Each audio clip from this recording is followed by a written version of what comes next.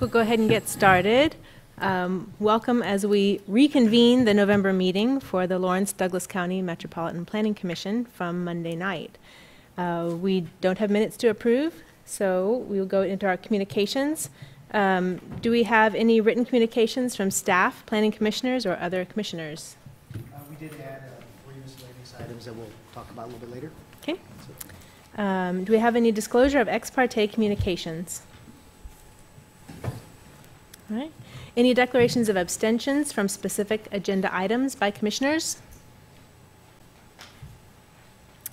And now we have a time where we have open for general public comment. If you've come to speak on an agenda item, we'll have time for that in a little bit in our regular meeting.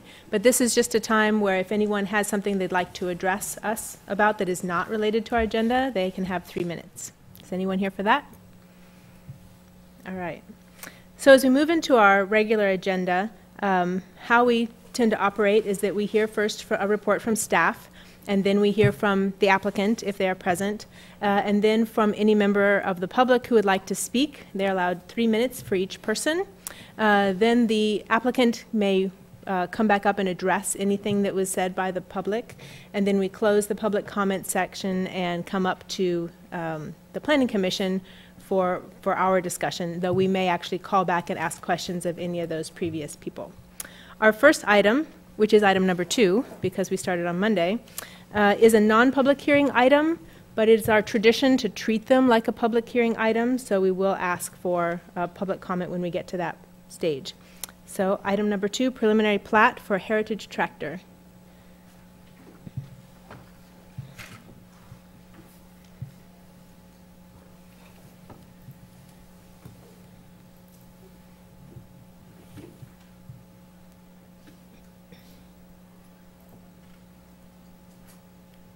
Good evening, I'm Mary Miller, one of the current planners. This is a preliminary plat, as you said, for the Heritage Tractor subdivision. It's about 3.5 acres, and it is located at 1110 East 23rd Street. That's on the north side of 23rd Street, just between Haskell and Harper Avenue, or Haskell Avenue and Harper Street. This shows the property. There was a fire in 2018 which destroyed the building to the south. And so this is the first step in redeveloping the property with a new structure. They will be putting the building on the west side of the property, and they'll be closing one of the access points. They've submitted a site plan that we're reviewing, but the property also has to be platted, and therefore the preliminary plat is before you today. The building on the north hasn't been removed yet, but it will be as part of their new project. This shows the zoning in the area. It's predominantly commercial strip zoning along 23rd Street in this area, and the yellow area to the north is residential. It's multi-dwelling. So when we look at the site plan, we will be paying attention to buffering on the north side of the property. There is a mix of uses in this side. You can see there's a mix of uses along 23rd Street, primarily commercial. A lot of them are vehicle related. We have a convenience store, we have a car wash, this is a dental shop, a chiropractor office with many warehouses, the subject property, and then an auto dealership. And on the south side, we have a bank, we have a fast food restaurant. This is a empty, vacant machine or equipment sales site. It's also serving now as a temporary site for the Heritage Tractor inventory. It's been moved across the road while this is being redeveloped. Next to it is the McConnell machinery equipment site, and then a refrigeration and air conditioning, or heating and air conditioning business. The preliminary plat is pretty straightforward. It's just a one-lot plat. They are adding some easements to the property. There is underground telephone on the north side of the property, so they'll be adding a 10-foot easement. There's already the utility in the property, but they're adding an easement to cover that and connect to the other easements. The fire department wanted a looped fire line to provide adequate fire flow, and so there is a water line on Silicon Avenue to the east. They want that extended through the easement and then on down south. That way we have a looped flow. It just helps them maintain the pressure. And so with this easement, or this plat, they are dedicating this utility easement, a 15-foot wide UE on the east side. And the only condition of approval is that they also show that water line on the preliminary plat. And so staff is recommending approval of this plat, subject to that condition. Thank you. And is the applicant here to speak, or representative of the applicant? Hi, I'm Tom Clemens with Area Surveyors. I surveyed the property and we'll be preparing the plat for it. I don't really know too much what I'll say. I think she pretty well covered it. It's just trying to rebuild the Heritage Tractor building in there. And so we're giving some additional right-of-way, trying to get the right-of-way up to what the classification of the road is. So we're giving some additional right-of-way. It hadn't been platted before, so it was unplatted. So you know, should be get it platted, and so it's just pretty simple. Okay. If anybody has any questions. Thank you, we may. Thank you. Are there any members of the public who'd like to speak on this item? Okay, seeing none, we'll close the public hearing portion and come up for discussion with the Planning Commission.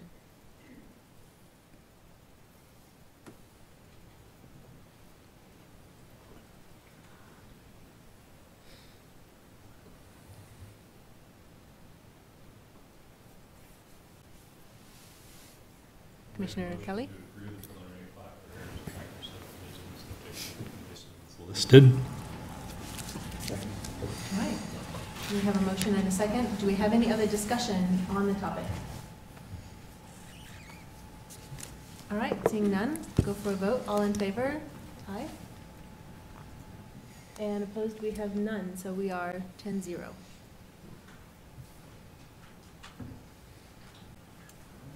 Our next item is a text amendment to the city code about synthetic turf.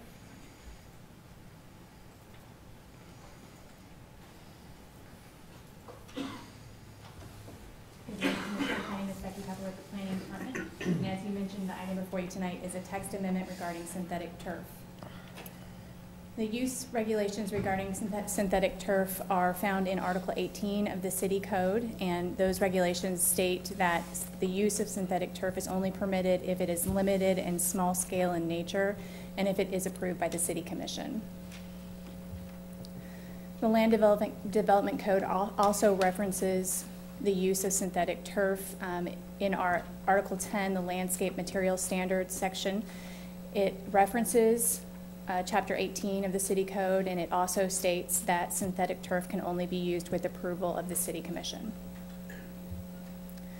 On October 16th, the City Commission initiated this text amendment and directed staff to consider revising the language to change the body responsible for approval of the use of synthetic turf from the City Commission to the Planning Director.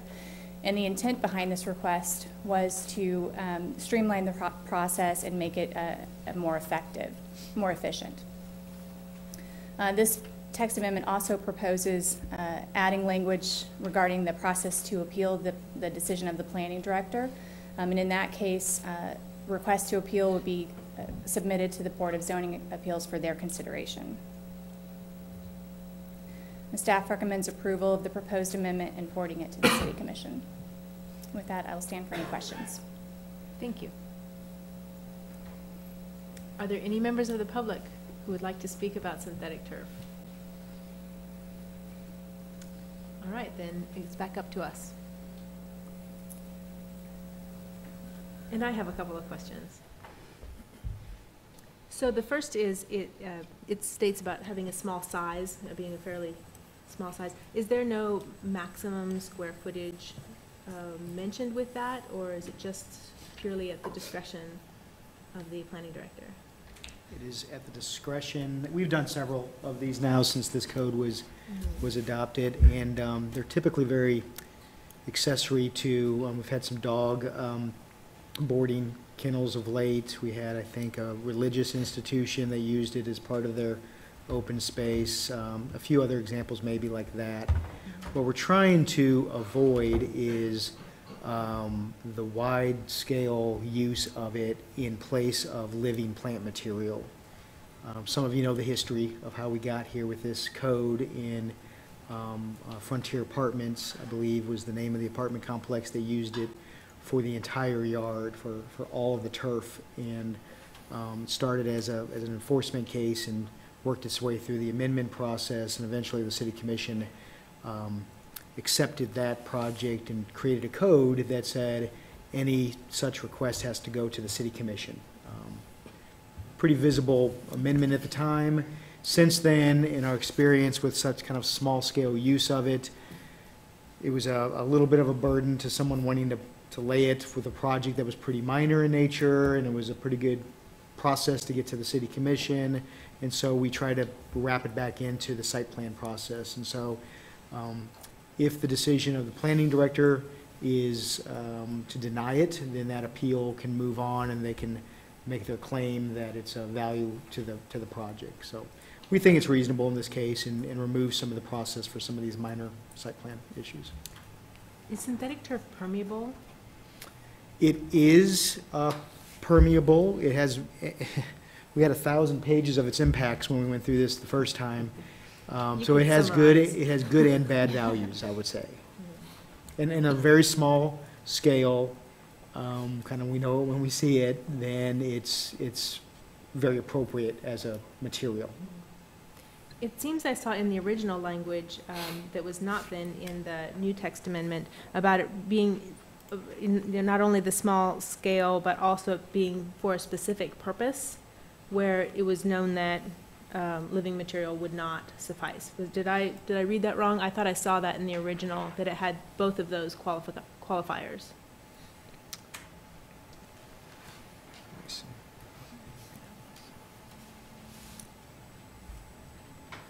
Do you have it? I don't print out the, I guess I should have flagged it when I saw it. but there should be the attachment starting there too. I guess it'd be number 3 on here. Oh, it's north of this, isn't it? Okay. There we go.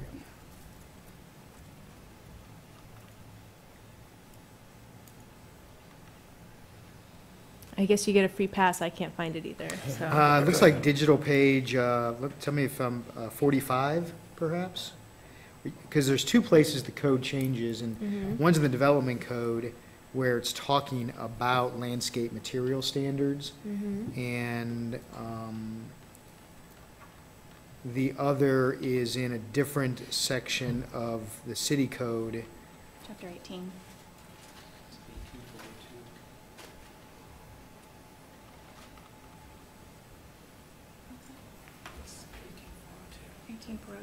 So back up to that top one. A.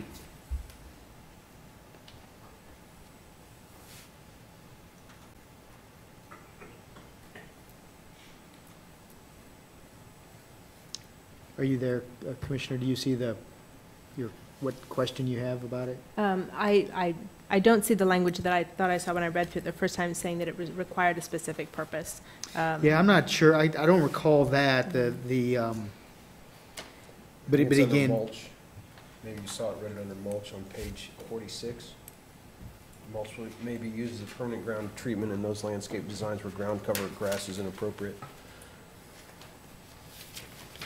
Is it possible to either put some kind of a size description on small scale, or otherwise limit it to, instances where it really is considered that the grass or other surface would not be appropriate? Because it does sterilize and kill the soil underneath, and so it's something that we would certainly like to limit. I can see where it would be useful in some small instances, but like to see it limited to only those times.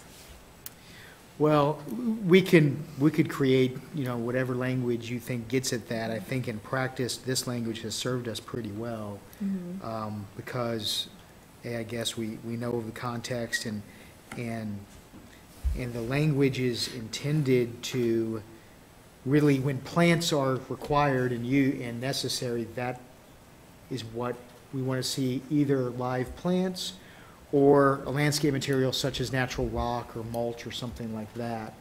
The uses that we have approved so far haven't been landscaping use. It's been more of it's a dog run, or it's a field area for children on a playground or something like that.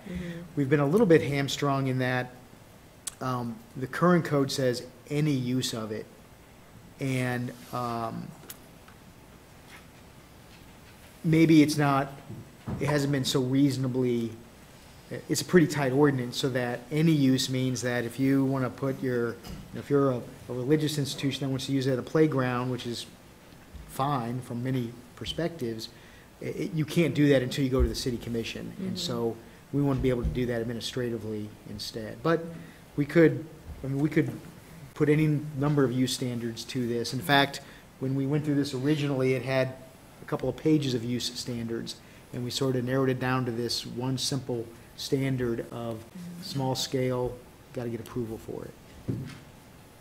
And I suppose if we see that becoming abused or people using it in larger contexts, then that could come back as a text amendment in the future? They would be doing it, you know, with our approval, and so you would be seeing instances where you think that we're not administering it the right way.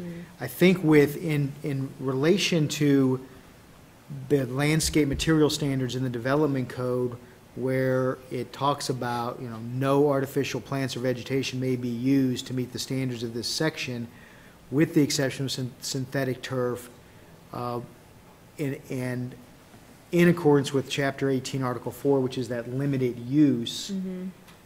I think the intent is there. So when we look and administer the code, we're always looking at all of the language of it and its intent.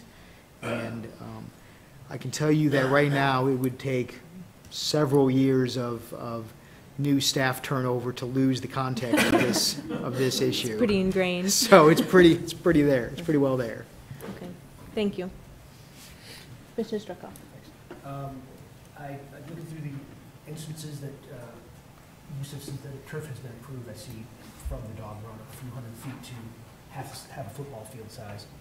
Any idea where 20,000 feet falls in, or does that depend kind of on the use in terms of? So it may depend on the use. Is that large or small? But Yeah. So for example, if you're a school, private or public, and you want to do a new field, synthetic turf is a pretty widely accepted recreation material for that, and versus grass. And so we have approved that through special use permits for all the public schools, and it sort of starts establishing precedent and that kind of thing where it's a large scale use. But we're really talking about something other than that, when they really want to use it more for either a different kind of small-scale recreation use or plant material. And just out of curiosity, when you say schools have used it as fields, are they using it for purpose-specific athletic fields or just striped football fields? Right, so the soccer field, football fields at both high schools have used it. I could see its use in some of the other private schools that have fields that may want to use it. So I think there's a future for that, maybe. Not a substitute for a lawn, though. But not for a front yard or a lawn, no. We sort of stop short there. Question. Scott, you said that you wanted to bring this into the site planning process. Can you help me understand the rationale of the appeal going through the Board of Zoning Appeals as opposed to the Planning Commission? Is that typical for, you know, other types of site planning appeals? So right now, it's actually part of the site plan process anyway, but we have to, before we approve a site plan, we have to take the extra step to go to the city commission and make sure that they've approved that part of it, and then we can go ahead and do the, many of our standards go through the BZA before we can issue an administrative determination on a site plan. So it would be pretty well in line with how we do some of that. None of the appeals or variances come to the Planning Commission. They all either go to the Board of Zoning Appeals, or if it's the overall site plan, to the City Commission. Again, trying to get it out of the City Commission's purview and into more in line with a typical site plan standard was the goal for it. Super. Thank you.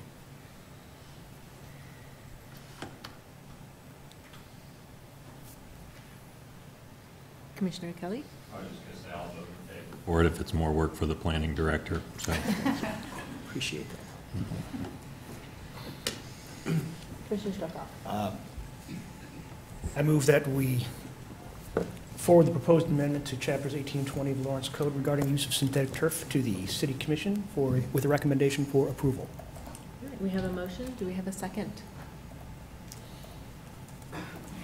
All in favor? Or any other discussion, I should say? Any other discussion first? Okay, all in favor? And opposed? Just move. All right, we are at 9-1.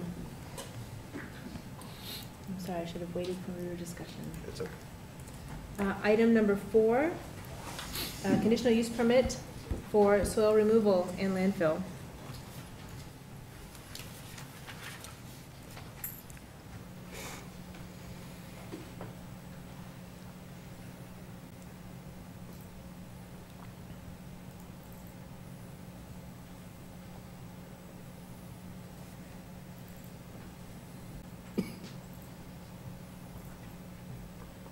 Mary Miller, planning staff, and as you mentioned, this is a conditional use permit for topsoil removal and a clean rubble landfill on about 45 acres. It's at the northeast corner of East 1600 and North 1250 roads. This shows the location here. The dashed line to the left shows the eastern extent of the Baker wetlands. So just looking at some of the land uses in the area, we have quite a bit of open space, we have agriculture, and off to the east, I didn't quite get it on the picture, but about here is another clean rubble landfill topsoil removal facility that had a CUP approved in 2017. And to the south, we have, this land is actually within the city limits, and it's developed at the Wakarusa wastewater treatment facility. The borrow pit began in 2013. Borrow pits require approval of a CUP. However, with the South Lawrence Trafficway going in, we needed to have quite a lot of those very quickly. So the County Commission, by resolution, said they would accept them or approve them through a temporary business use permit.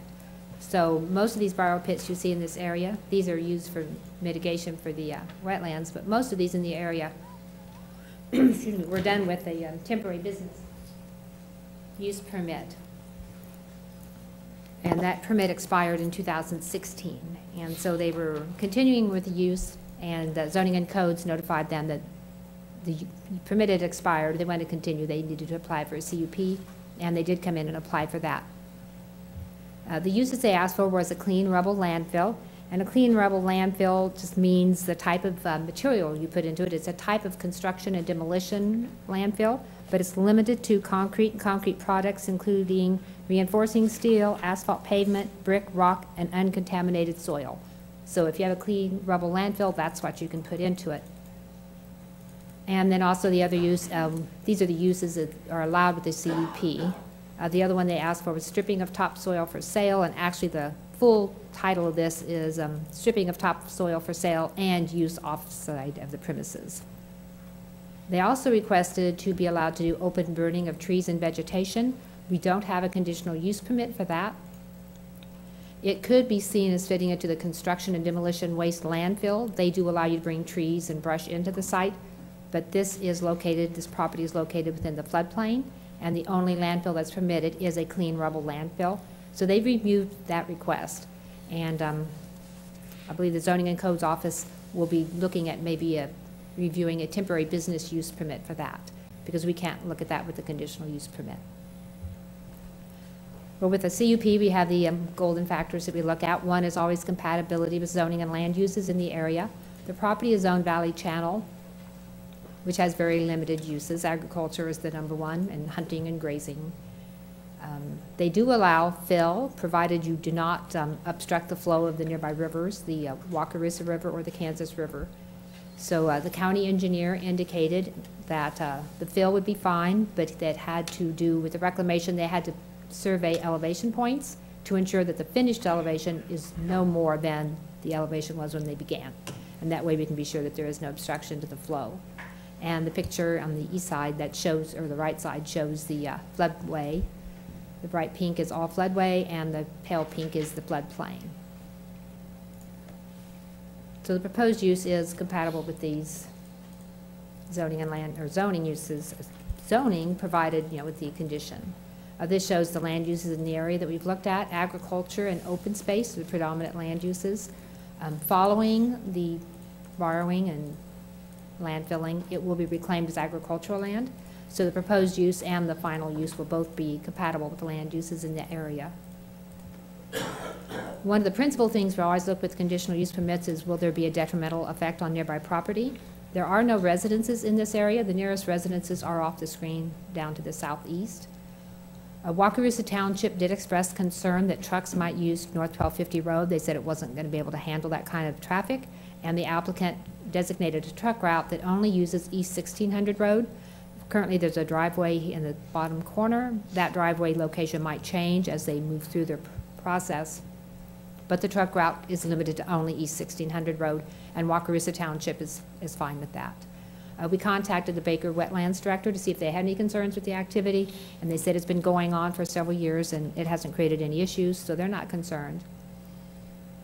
There is a manager of the farmland that surrounds it, and he was worried about the drainage pattern. The stormwater from his field, you can kind of see here, there's a drainage way. It goes under a culvert on North 1250 Road, cuts across. Here you can see where it leaves this property and then continues on. He wanted to make sure that drainage pattern was maintained, and they're showing that on the plans, and there will be a condition that they do maintain that drainage pattern. And this is the plan. It shows where they're showing the drainage still there. They're putting a check here, a dam check, just to make sure they block some of the soil so it's not all leaving with the storm water. And then this truck route is marked on the west side of the property. So with the conditions that are being applied, I don't believe there will be any detrimental effects on nearby properties. We look at the comparative effect of denial versus approval. If the conditional use permit is approved, we have a local source of topsoil for construction projects and a good place for disposal of clean rubble fill that results from demolition projects. So there is approval or benefits to the approval. The only detrimental effect with the denial would be that, as you can see here, the dashed areas, that's high quality agricultural soils. And so we would be removing some of those. It's already occurred in this area. That was already a borrow and build area. We don't have any standards in our regulations that would allow us to deny it based on that, but it is one of the factors that there would be some detrimental effect to actually approving it. We'll talk about that a little bit more later when we look at the comprehensive plan, which is the next slide. So with the comprehensive plan has a recommendation for future land uses that we should balance the agricultural significance on the site against the need for industrial and employment-related development, and they're talking specifically about these high-quality soils. It also encourages the responsible use of marketable natural resources. And with their reclamation plans they're proposing, I believe they are having a responsible use of these resources. As far as balancing the agricultural significance of these high-quality soils, it is on the edge of a large area of high-quality soils. I think the most important factor is that the County Commission approved the borrow pit in 2013. And so I think we could see, in my opinion, that they made that decision at that time that borrowing at this property was more important than the agricultural. They did the balancing act at that time. When they, if we go ahead and fill this, you can assume that earth moving equipment will be all over the property and probably will impact the soil quality anyway. But that's just a balancing, that's kind of an opinion matter. But I think the County Commission, by approving the temporary business use permit, did kind of look into that balancing question. We also look at the suitability of property for the uses to which it's restricted. The Valley Channel is very restrictive. It's restricted to agriculture, and that is the final plan to return it to the agricultural use. It is suitable for the uses to which it's being proposed as long as they don't increase the elevation. And the length of time it's been vacant. It's been in agricultural use since 1966 when we adopted our zoning regulations, and has been used as a borrow pit since 2013. So some other features of the plan, they don't plan to add any buildings to the site. The only equipment on the site will be what they're using here to do the earthwork and their landfilling, and they are going to maintain that drainage pattern. We're not showing any parking areas on the site because where they park will change depending upon where they're working. Where they've reclaimed, they won't park there, so they won't have one set place for parking. One of the conditions is that there will be no parking on the roadway. The little circled area, that's what was shown on the plan, is the burn area. That will be removed since they're not considering that with the CUP.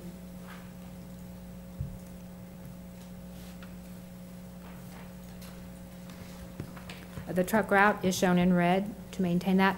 And then the reclamation plan, they have a separate reclamation plan, and one of the conditions is that it be provided to the Zoning and Codes Office at the end of each year, so they can monitor reclamation as we're going through it and make sure those elevations are not exceeding the height that's permitted.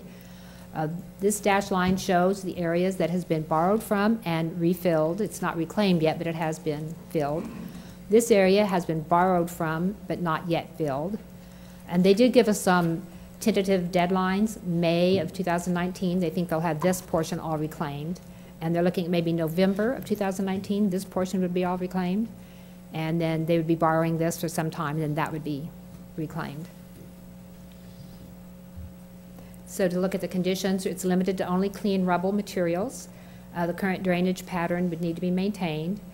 There is a pretty specific condition regarding when they're filling it, so that they fill it to no more than 6 inches of the final height that we want, the final elevation. That way they can add the 6 inches of topsoil and seed it, and we'll consider reclamation to be complete when it's vegetated and vegetation has been established. There is a 5-year administrative review, and we're recommending a 10-year time frame because this will be just a temporary conditional use permit. If they're not finished within that 10-year time frame, they could ask the county commission for an extension. And then on the reclamation plan, I just asked them to show, to kind of specify the areas each time they provide us a reclamation plan. Where has reclamation been approved by the Zoning and Codes Office? Where is it ongoing? You know, are you grading it? Are you seeding it? Is just seeding vegetation not established yet? What is the active borrow pit? And then what area is left undisturbed? And to note that area so we can kind of just track their progress. And then as reclamation occurs, to show those surveyed elevation points. And so with the conditions that we're recommending, staff does recommend forwarding this to the county commission with a recommendation for approval. And I believe the applicant is present today as well. Okay, thank you. Would the applicant care to speak?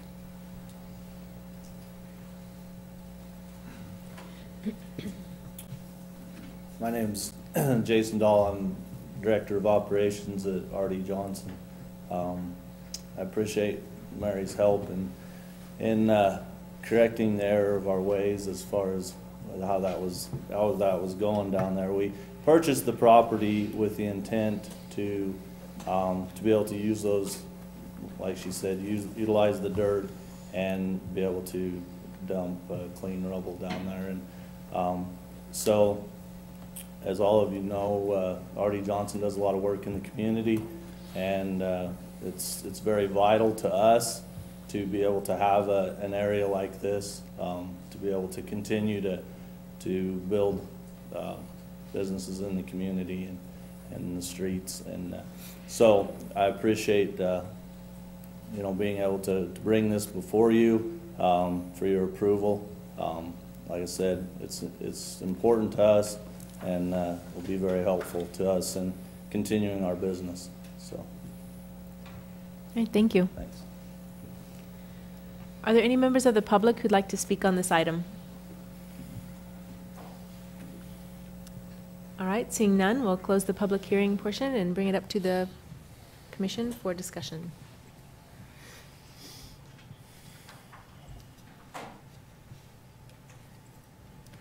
Who would like to start? I guess I can start. Commissioner Payton. So I have a couple questions. High quality, it says in, let's see which page this is, 55.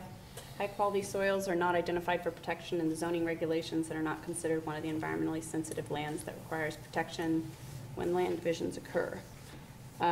Also, it says the property is within the City of Lawrence's urban growth area and is planned to be annexed into the city and developed with urban land uses at some point.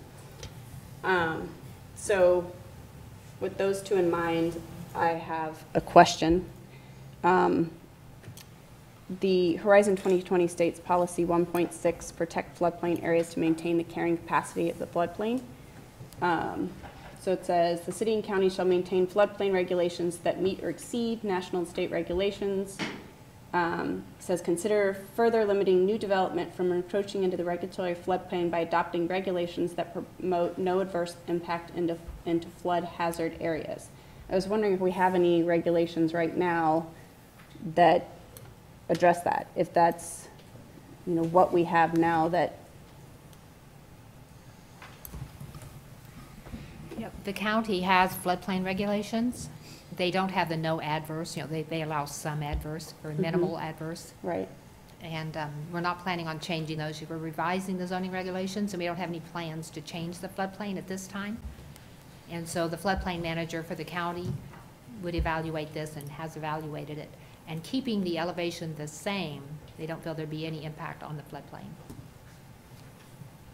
We do, I would just add that we do, in the city of Lawrence, exceed state and national model ordinances, and participate in the community rating system, which through different program elements helps us get reduced insurance rates for those who need it in the city.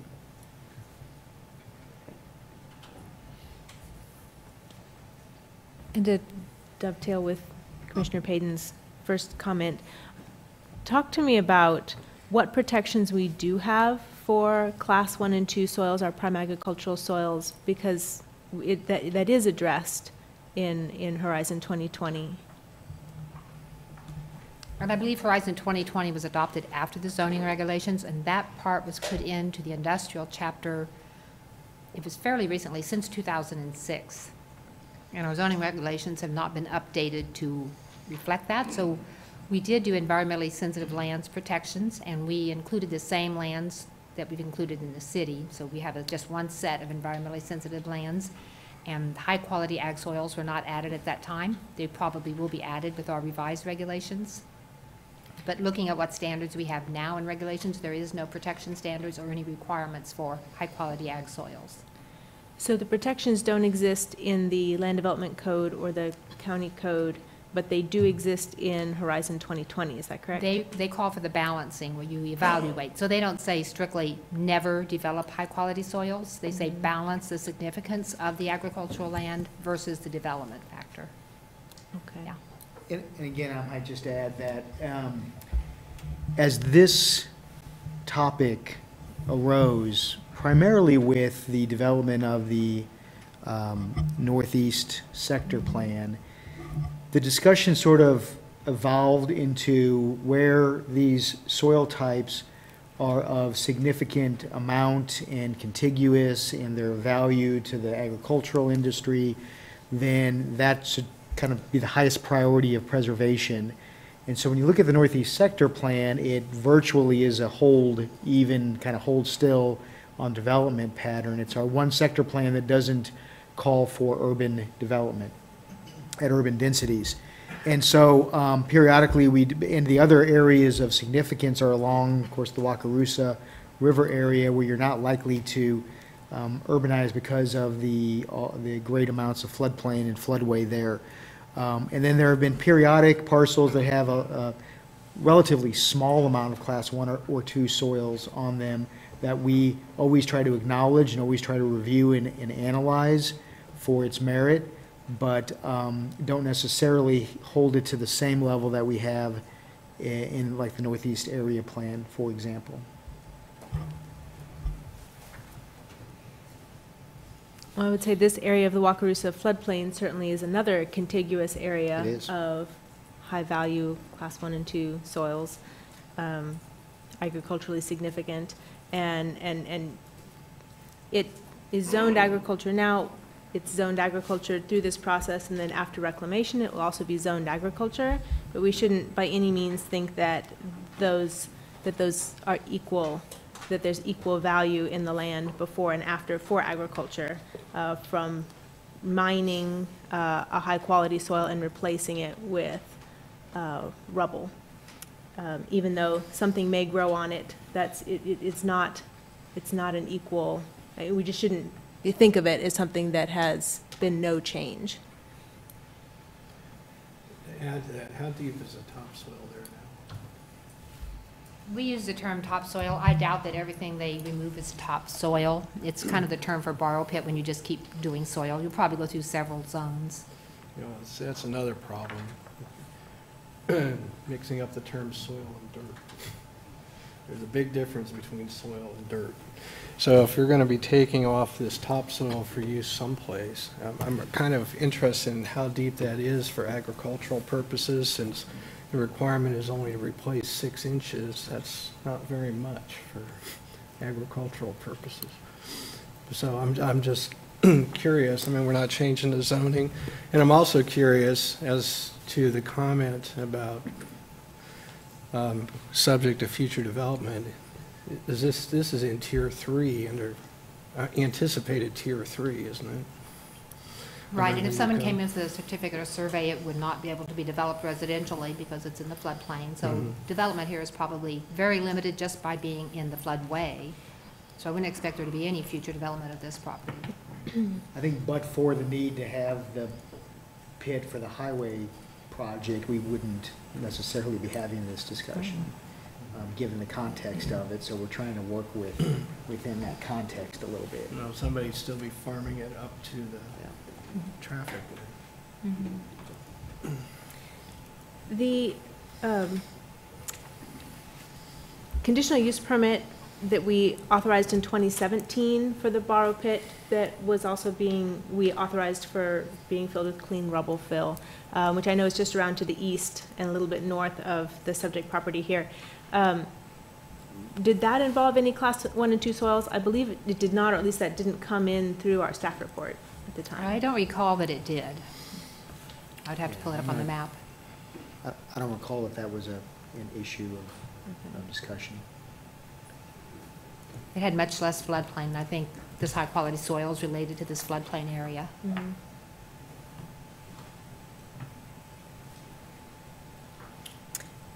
Commissioner Sinclair. That Chair Willie could answer. What, and I say that just because I think you probably have the most expertise in this area, but what can you do with ag land that's been reclaimed? I'll actually start with Commissioner Carpenter's comment about how deep are these soils there, and I'm not sure how deep the reclamation or the extraction is going, which we can ask that in just a minute. 6 to 20 feet likely before you'd hit bedrock in that area. That's just a guess, but I have done a lot of soil mapping in the county, so I think it's a fair, sure. As opposed to putting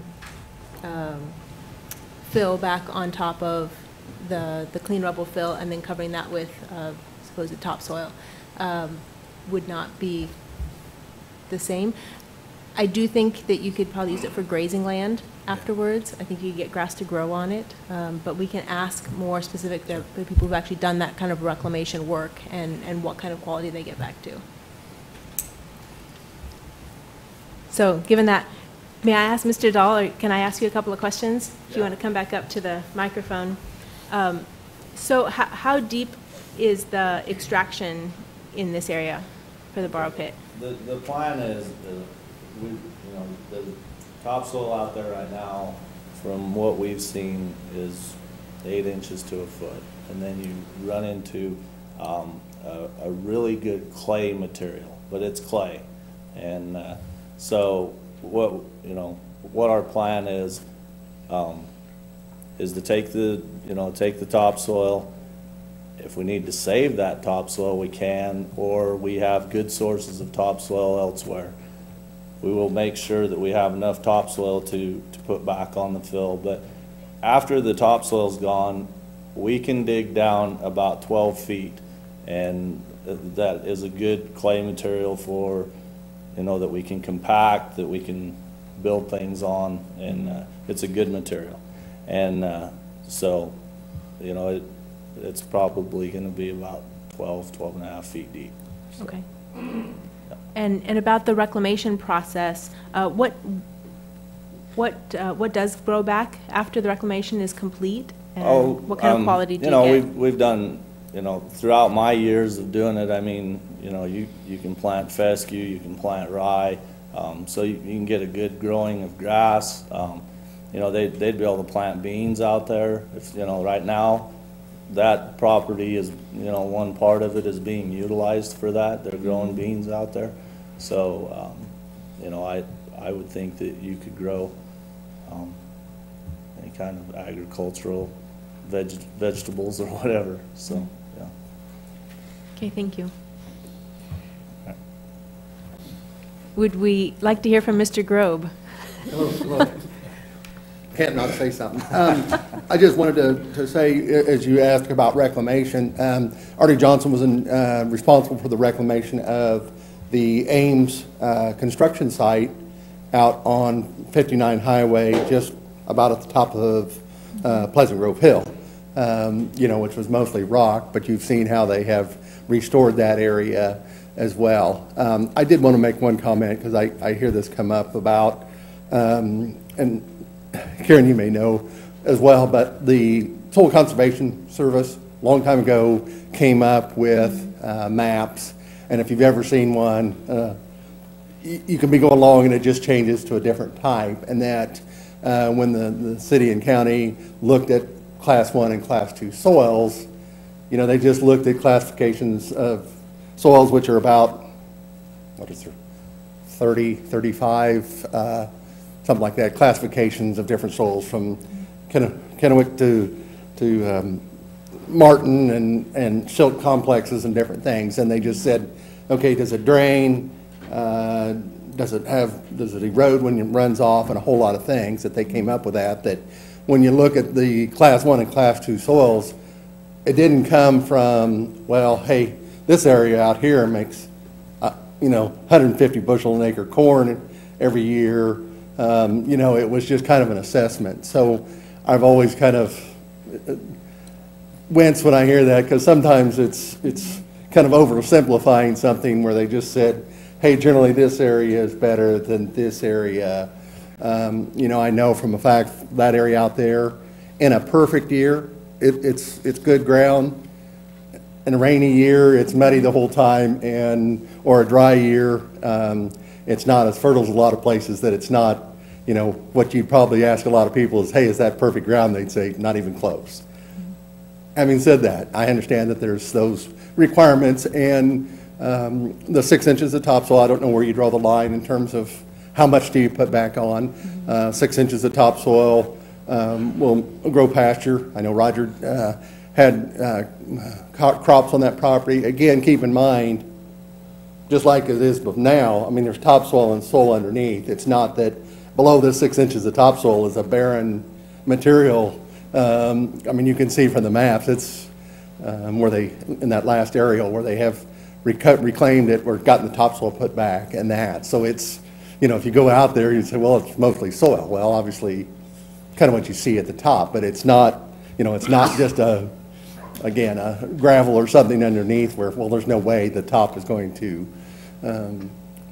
survive as far as vegetation at that. So I guess having said that, I guess the other thing, if anybody has any questions on the reclamation, I was going to kind of emphasize that of what I did was take the 2006 LIDAR data that the city and county obtained, which is a way of light detecting radar to get topographic surfaces, that when I set up a grid, I can pull each grid point off of that from the 2006, which is basically the oldest topo we have that before it was modified, and then I can give them points and they can go out as they're working it and say, okay, hey, we can fill another 6 inches before we have to put topsoil on, or hey, we've gone too high, we have to correct this before we put topsoil on. So, from a floodplain standpoint, we have a system that I've established that will allow them to monitor it. And again, I'll update that drawing for them every year of, this was the area with, that was closed, the 2006 recording and the post-construction surveyed document. So I said more than I probably should, but I just wanted to kind of, because sometimes, if you're not completely familiar, I've looked at those SCS documents a lot, and, you can walk out there and go, okay, well, just like there, that looping line through there where half the site is not and half the site is. And you go out there in the floodplain and you go, now how can I differentiate between where this line went to? Obviously, they did research and field work, so they somehow came up with it. But if you just, I don't think you'll see where crops are good here, crops are bad here, on a delineated line. Okay? Thank you. So I'll respond to that. I would entirely concur that there is no hard and fast line between soil types. There's a gradation, but, and the first pass was done in 1975, and they got remarkably close. And I've done a lot of field checking in my graduate work for the soils in Douglas County, and they did do very well. But certainly, as far as saying if you cross over from this or follow that line, I don't think that is a helpful way to look at it without field checking to see where those boundaries are. There are 8 classifications for soil suitability types, and 1 and 2 are pretty limited other than the floodplains in Douglas County and a few silty uplands with windblown silt. I do think that the classification, when we decided that that was the line we were going to draw with class 1 and 2 soils, that isn't necessarily the same as saying this is where agriculture is best, and in other places it is less good. So I don't think that that's necessarily the stand to make exactly, but it is what we have, and it's the only thing we have, and the only protection we have for agricultural lands, agricultural soils. It's not especially strong. I thought it was stronger than apparently it is, if it's not encoded anywhere other than that it's in Horizon 2020 and didn't make it into any other detailed plan.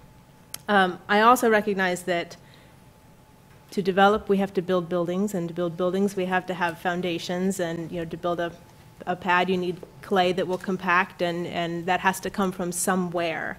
That was why I asked about the other borrow pit, or other borrow pits in the area, if they're also kind of infringing on these class 1 and 2 soils, because certainly that's the deepest place you're going to find for fill. Anything else is going to end up in bedrock after 6, 7, 8 feet.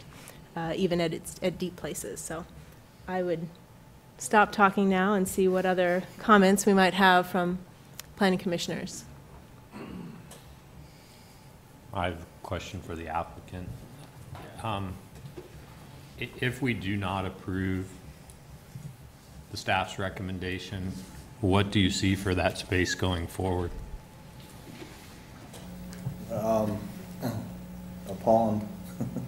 I mean, that's what it is now, and they utilize the material to build K10, and so that was their intent. They came in, built the road, and then dug it out, and they were just going to leave it as a pond. So that would be what would be left. So, thank you. Yep. I think there are 2 activities. Sorry, go ahead. In fact, go ahead. I have another question. Commissioner Carter.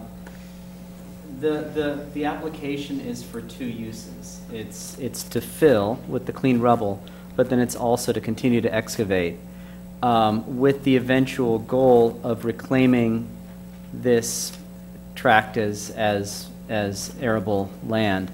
You've already got a big hunk of arable land there, and I'm curious about the feasibility, the economic feasibility of half of the application, that is the fill, without the continued excavation.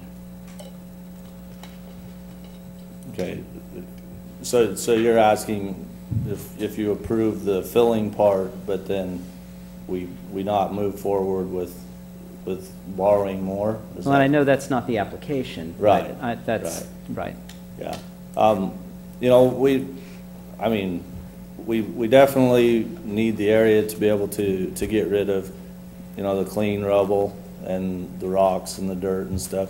And that borrow source, it's a great source of material, like I said, to build. And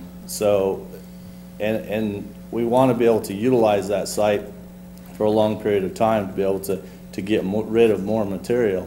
So it would be detrimental to us and what we wanted to do with that property if we weren't able to open up the rest of it to be able to waste the material. So.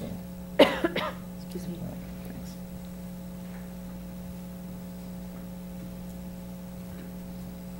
Commissioner Sinclair. One thing I wonder is when we get into these situations, it seems like a sliding scale. At what point, how many acres is it worth really like wringing our hands over in terms of class 1 and 2 soils?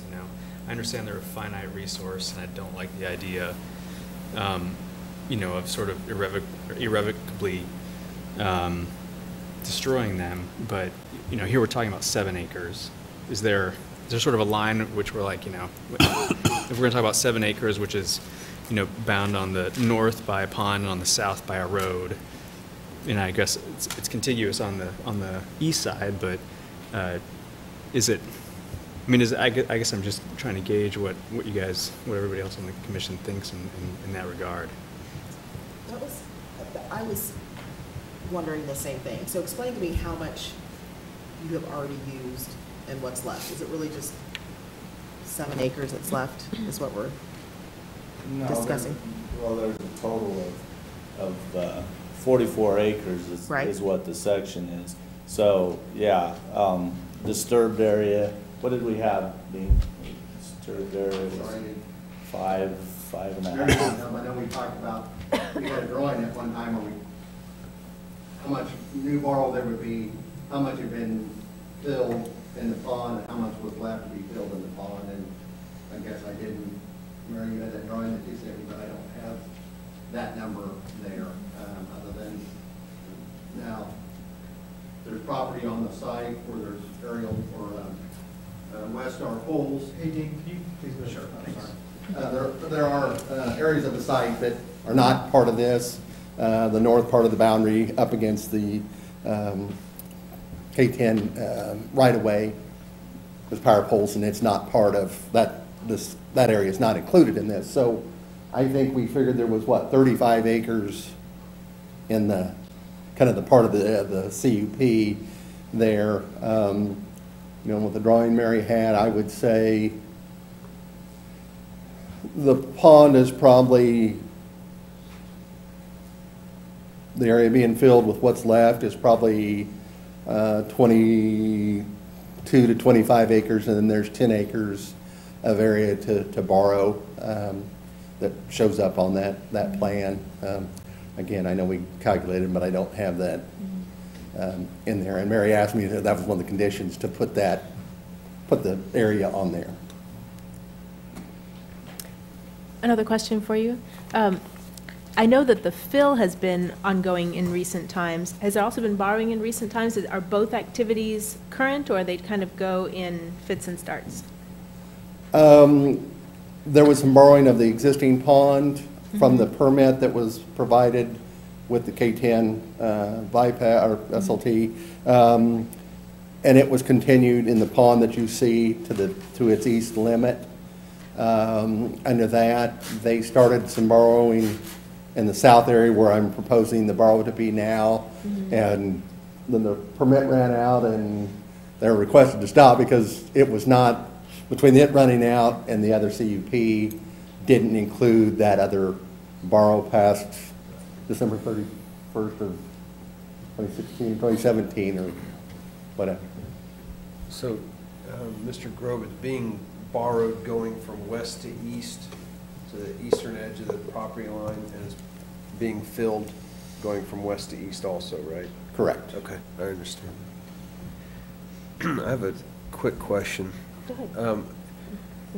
Assuming the rate of excavation and then fill, this is a 5-year CUP. What is the estimated end date for the project?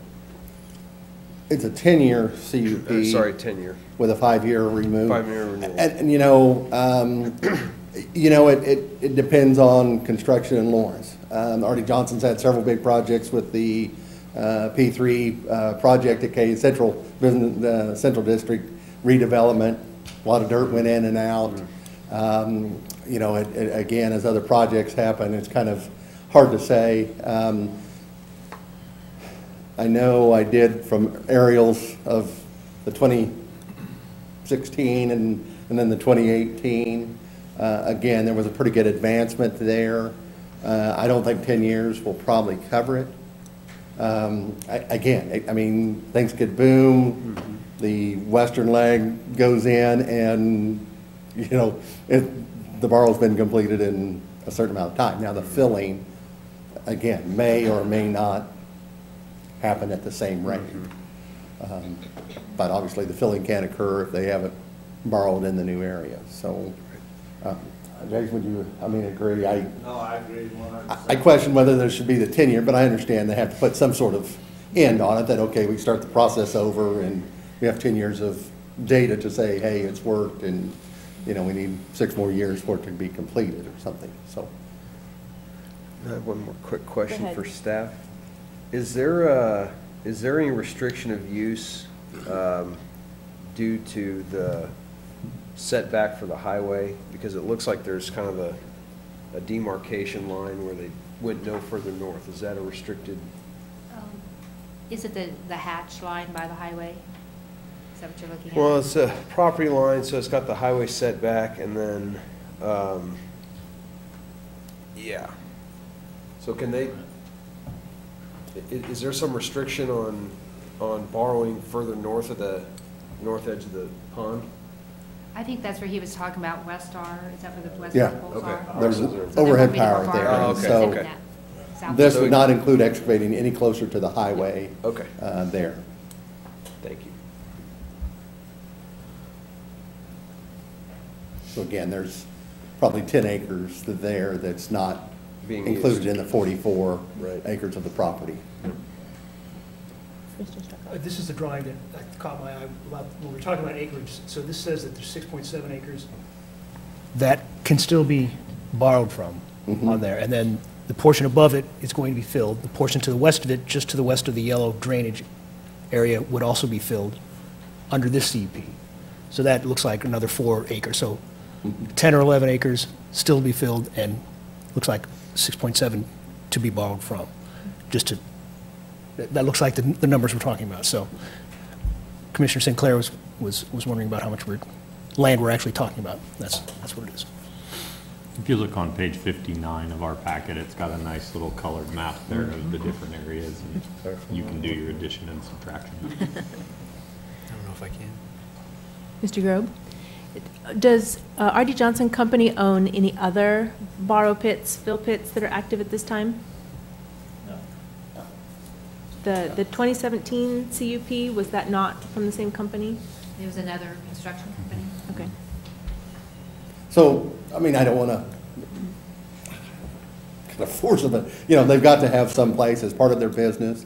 They do have a full recycling facility, so, every bit of concrete and asphalt that can be recycled is done at their facility off of Franklin Road, next to their facility. So, there are certain areas that they could have borrow and filling areas, but, with an excavating company, you've got to have here's just a 10-year plan that, okay, for 10 years, we know we can borrow and we know we can fill.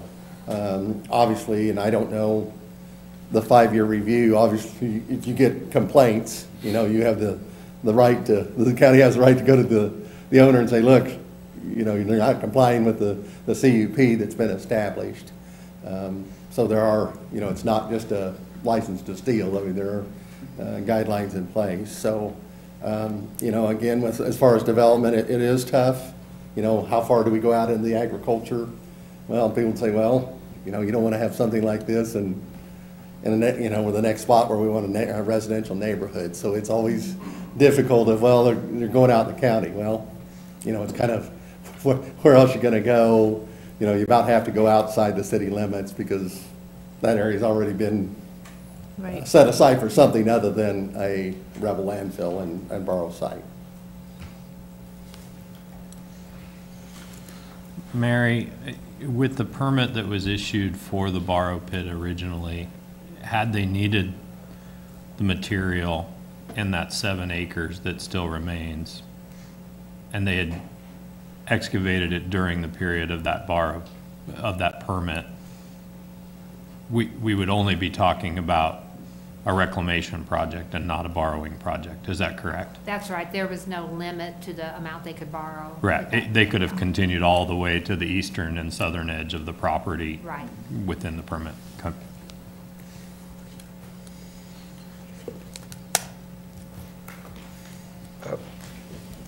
I would say I'm generally comfortable with this. I think we've plumbed the depths of the issue, and I'm humbled at Mr. Grove and Madam Chairwoman's knowledge on soil, and I'm being very serious in the ability to quickly recall that level of detailed information. That was very humbling. So, excuse me. I would like to make a motion. Okay. To approve conditional use permit for topsoil removal and landfill clean rubble on approximately 44.88 acres located at the northeast corner of East 1600 Road and North 1250 Road. We're not moving this to the City Commission or County Commission? With a recommendation of approval to the County Commission, subject to the conditions enumerated 1 through 3. Thank you. We have a motion. Do we have a second?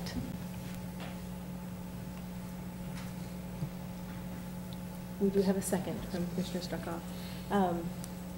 Other discussion? We'll start with Commissioner Sinclair. Oh, sorry. The only thing I wanted to say, and it sounds like you have a question, Commissioner Carter, but the only thing I wanted to mention is that I too will approve this. As I indicated before, I don't love the idea of borrowing from this 7-acre tract, but the fact that it is just a 7-acre piece that's left of a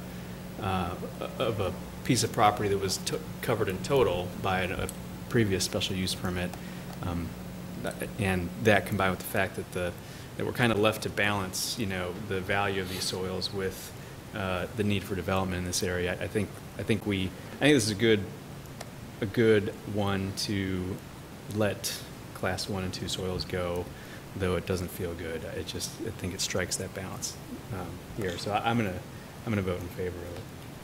Commissioner Carter? I agree with basically everything Commissioner Sinclair has said. I do have one question from the applicant's first trip to the podium. You mentioned that you could make provisions to save the topsoil that was removed, and I was wondering if you could explain, forgive my ignorance, but explain how that works, and if that's a realistic expectation of the application. Yeah, basically what we would do is we would go in before we set in to dig the soil. We would utilize equipment, and we would strip the topsoil off the top, and then we would make an area where we would stage that material. There is a pile out there on the west end that we have saved some topsoil material in that area. So we would do the same thing on the other side, and save that material so that when we get it filled up, then we can replace the topsoil. Okay. And is that a standard part of your procedure? Is that something, a special provision that would have to be made? No, that's standard. We do that all the time. Jobs we do around town, we'll go in, if it's on a green site, we'll go in, we'll strip the topsoil off, we'll make a big pile there on site, and then we utilize that topsoil to backfill, around the buildings and stuff. Okay, so, yeah. Thank you. Yep.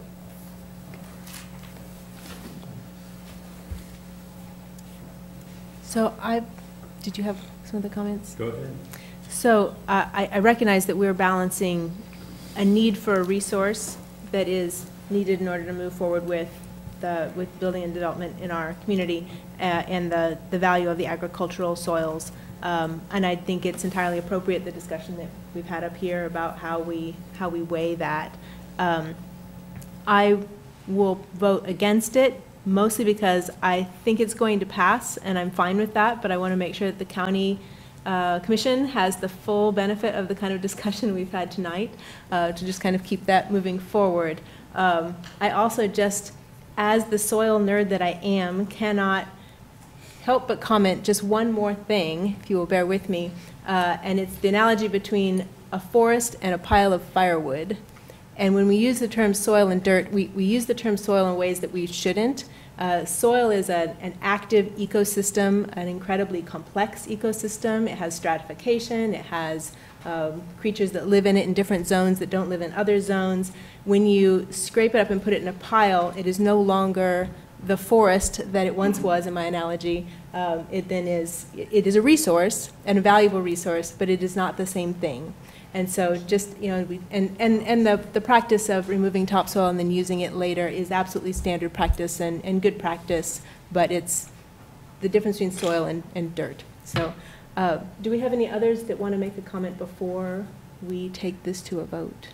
Did you have any others? I'll just say, I want to make sure I don't say something that's already been mentioned, but I do want to draw out the fact that reclamation will happen on this borrow pit, and that there is value, though not as awesome as class 1 and 2 soils, there is value in it not being continued as a barren borrow pit sitting there, you know, and I think there is, I think the location of this and the permit that was made sort of set the tone for what was going to, I love driving on K10 and the South Lawrence traffic way, and so I recognize the need for that growth, and it is a balance. I think we've talked about that, and that's very clear, but the other part of it is it's exciting to know that it will be reclaimed, and that they may, in order to reclaim it, they may need to sell some of that topsoil to do it.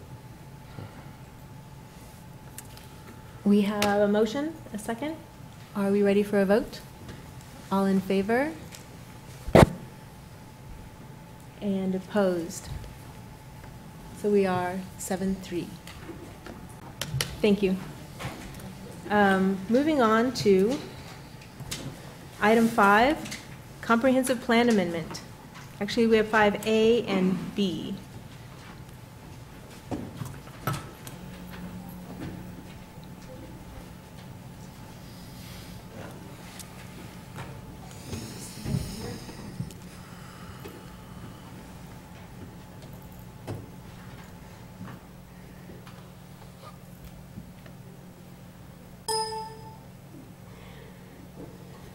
Good evening, Sandy Day, Planning.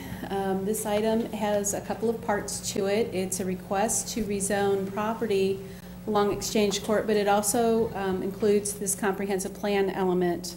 We'll talk about both of these items kind of together, and then there will be separate actions we'll ask you to take on the comprehensive plan amendment and on the rezoning. So the property is located on the north side of Exchange Court at the on the kind of the southwest quadrant of O'Connell Road and East 23rd Street, and I have to remind myself that it's no longer part K10 here. The surrounding zoning, the property itself right now is currently zoned CO. We have CC 200 on the east side of O'Connell Road, RM15, developing RM15 to the east and to the south, and a mix of CS and IG. There's a little strip of IM that kind of extends down here along this part of the street, IG further over to the northeast. Comprehensive Plan Horizon 2020 identifies this area as a node for CC 200, and that's reflected in the Southeast Area Plan. This request really asks to extend the boundaries of the Southeast Area Plan to capture those 3 undeveloped lots of that quadrant and really make the whole node, planning for the node, whole. We do have an adopted plan on the north side, but this particular property is more closely associated and aligned with the properties that are on the south of 23rd Street.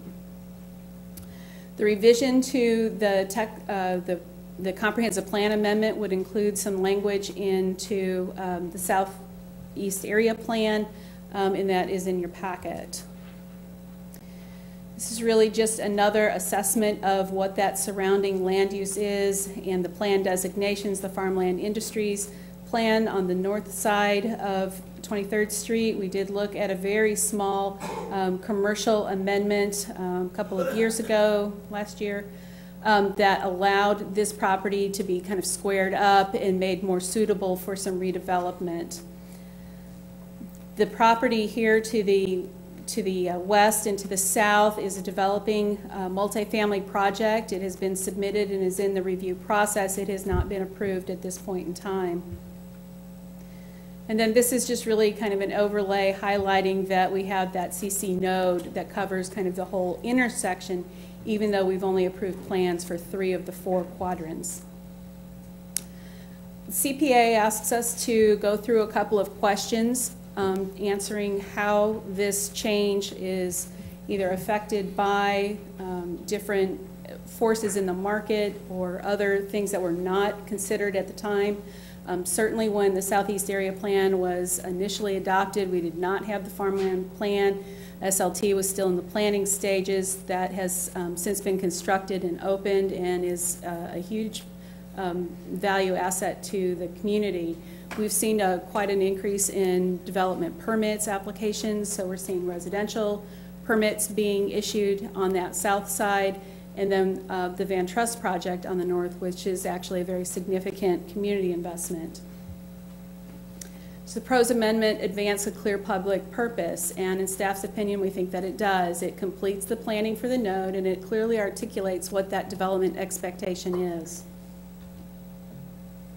And then the proposed amendment, consistent with the long-range plans and policies of that plan, and Horizon 2020 being the umbrella document, talking about compatible transitions, appropriate infill, and containing commercial development in that nodal form. This application would still be consistent with those kinds of policies. The next several questions really deal with kind of how you implement that, and we implement that through the zoning. Has there been a clear change in policy? No, there really hasn't. You are in the process of addressing those policy questions through Horizon 2040.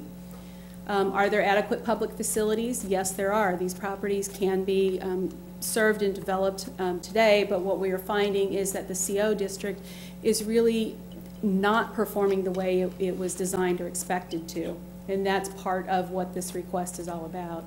And then is the public health, welfare, safety, and convenience served by this request, and we talk about that some more in the zoning, in that making these changes allows this property to be activated, to be able to allow for more services, more commercial uses, but in a limited scope to be able to serve this area. So that leads me to the zoning. We'll just kind of run through some of these things quickly. You have the full staff report. Again, that surrounding zoning. Some of the land uses that we talked about, the hotel has been constructed, Venture Park, improvements going on. We have designated commercial lots on the east side. We have detached and multifamily dwelling that is filling in on the south side. It's just another graphic of that, and I don't know how easily this will be viewed. This is the approved site plan for the Van Trust project that has 2 buildings to it. The hotel, it's recently, not sure if it's completely constructed and open, but it's very near if it is not. This is the Knights of Columbus site. There's a small telecommunication tower in this location, just to give you some orientation. So we looked at the use groups and the 2 different zoning districts. One was the existing zoning district, the CO district, and the applicant's request, which is for CC 200. With a set of restrictions, and the applicant's proposal was to add those restrictions to be able to reduce that intensity somewhat, but still have a vast more allowances of uses than what the CO currently permits. This is kind of that list of what the list of uses that would be allowed if the CC 200 were approved. And then some very specific uses that the applicant was proposing to restrict out. What is very evident in these uses is that the CC district would open up many commercial uses. It would open up fast order food with drive-through. It would open up gas convenience uses, and those uses would be permitted by right. In the CN2 district, which would be a neighborhood compatible zoning district, those same uses would be permitted subject to a special use permit. So there is some extra process that's associated with that district. There is a portion of the city code that allows you to consider what's called a lesser change. What that means is that you can consider a zoning district other than what was requested and published based on a table in the development code. You can recommend or consider a zoning district that is less intense, but you cannot go to a higher intensity. So in this particular case, we published for CN2, so through the lesser change table, we could consider a CN1 and a CN2, and it was staff's review of this project that a neighborhood compatible zoning would be more appropriate for this property.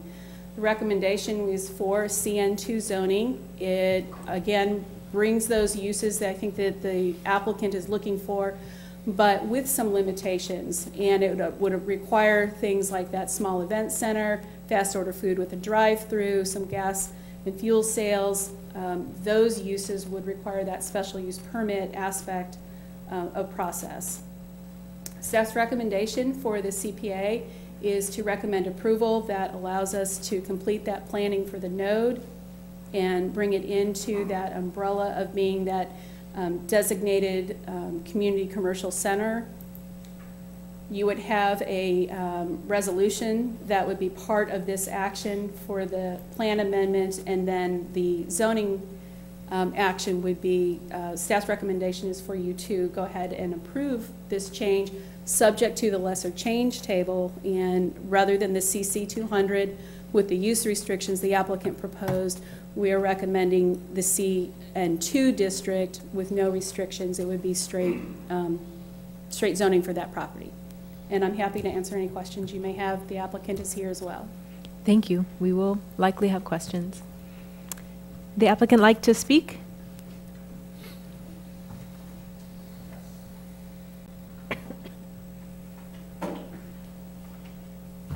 Commissioners, I'm Bill Newsom. I'm the applicant. I'm part of the ownership group of the property. We also have our consultants, Aaron Gaspers and Matt Cross of CFS Engineers here tonight. We bought this property in 2003, and in the 15 years since, we've not had, under the CO zoning, we've not had one offer or one viable interest. So I think 15 years is a fair amount of time to say maybe the market has spoken, and this particular zoning isn't of interest to the market. So we ask, as Sandy said, we made an application for CC 200. We did this for a couple of reasons. We felt that it was consistent with the commercial land use plan. Staff didn't agree with that. I would note that we had a neighborhood meeting and 0 landowners attended.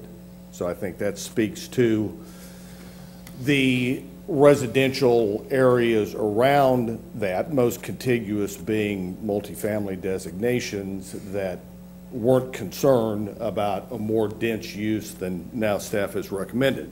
We also made the recommendation because one of the allowed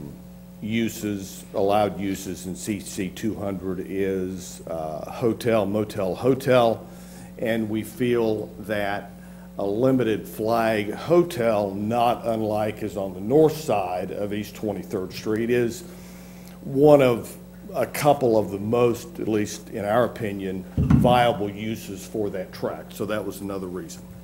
While I'm disappointed with the staff recommendation and respectfully disagree, I'm conceding that and would ask tonight that you approve the 2 items, the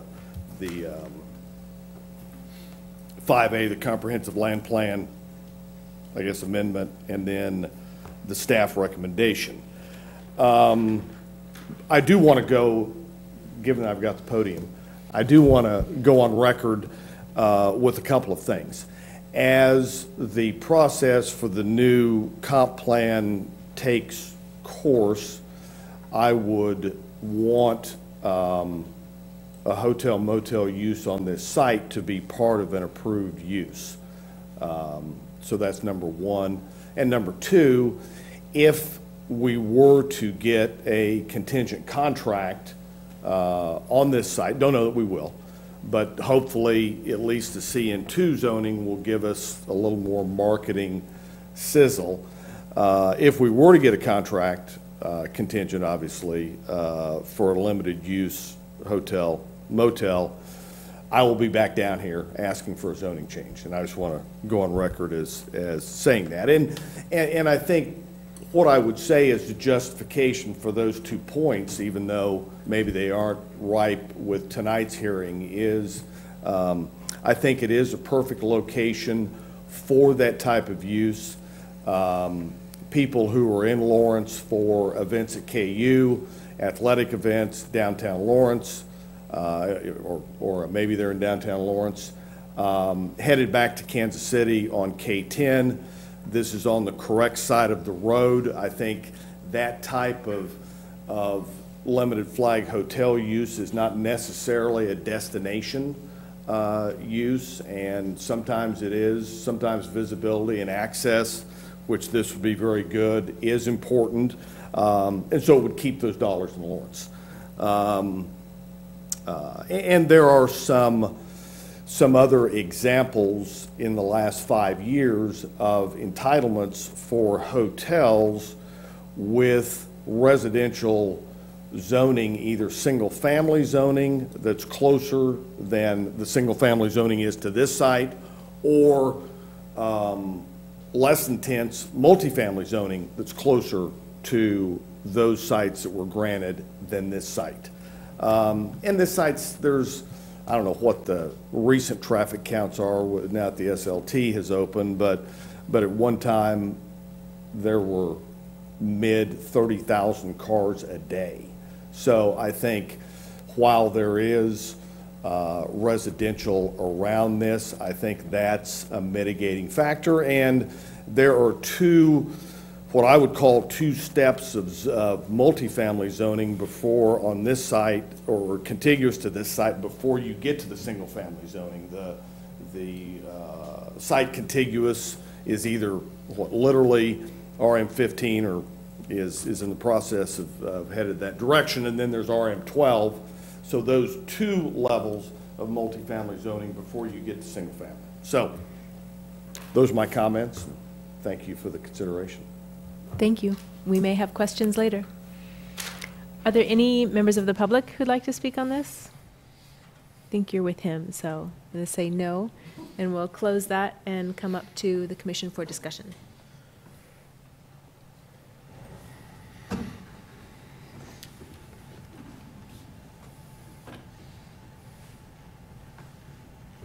Question for staff. So we're at sort of a unique time in between Horizon 2020 and Plan 2040. Can you talk a little bit about how, let's just pretend that Plan 2040 is in place, and how maybe your recommendation fits in to the neighborhood approach that was taken in Plan 2040? Yeah, I could. Jeff and I talked about this with Sandy. That's actually what steered some of our analysis of it, because when you look at, and I might ask Sandy to bring back the map of the context that shows all the land uses in the quadrant, there are clear differences in land use pattern on each section of this node. And clearly the southwest corner has been developed with residential uses. P2040 is aspiring to integrate some neighborhood commercial into residential areas. And you know, the interesting thing about this site is that it's, does it want to be arterial developed commercial against industrial park to the north and a larger commercial area to its east?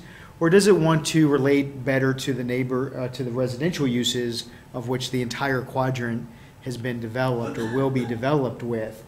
I don't necessarily, well, you know, it's debatable on how much distinction we should make between single-family living and multifamily living. You're living in both products, right? So we tend to think as if you're living in a multi-dwelling development, somehow you should have more impact than someone living in a single-family development. When we looked at this, it's all residential living and all residential use, and so it didn't need to get to that higher level of commercial. So for us, it was trying to allow it to get some use because frankly, we need commercial there to serve the neighborhood. It's a pretty low-served area of our city, in my opinion, with commercial uses. As the industrial areas to the north develop, and they are developing, we'll need services to serve that area. And so we're supportive of expanding this commercial node, but also wanting to respect that residential area of which this is the real context, or at least arguably the context for it. Sorry for the long-winded response. We did have some of that in P2040 in mind when we thought about it. I have a question for Mr. staff. Sands. So, applicant is asking for a more intense zoning with restrictions. Right. Okay. In my lay planner's head, that sounds like something that's caused a bit of a controversy as of late. How is this different than the conditional zoning that we've batted back and forth with the city commission? First of all, I think you're right to Okay, say so that my there's lay- been an issue. We've got a text My amendment spidey in sense process. was Your spidey correct. sense is right on. Okay. It does afford, though, I think if you take the position that the neighborhood commercial zoning is appropriate in this context, then it provides a little more process and analysis to look at some of the uses in that district, in that CN2 district through the special use permit process than it would just striking certain uses of CC 200. One of the things that Mr. Newsom is pointing to is that you're stripping away a use that he thinks could be viable here, the hotel use. It's not a use that's permitted in CN2. It would be permitted in CC 200. If that occurs, we would analyze CC 200 again. Likely staff's position wouldn't change, but you would have a hotel project dangled in front of you to determine whether or not that's a good fit in this quadrant, and change the zoning accordingly at that time. If you believe it is more akin in the context of it is deserving of a CC 200, even with conditional zoning, and strike some of the uses there that are proposed, then that's a position you could take as well. And it would be really, this boils down to what's appropriate at this intersection that's both a lot commercial minded and a lot residential minded. And when we look at the entire node, though, we're seeing the land use patterns sort of working on it, and in our eyes, in staff's eyes, residential goes all the way up to 23rd Street right now, and so the context balances toward that side of it for us, where neighborhood commercial is the appropriate zone and not the CC 200. When you look at this, there is plenty of CC 200 that's not been developed there.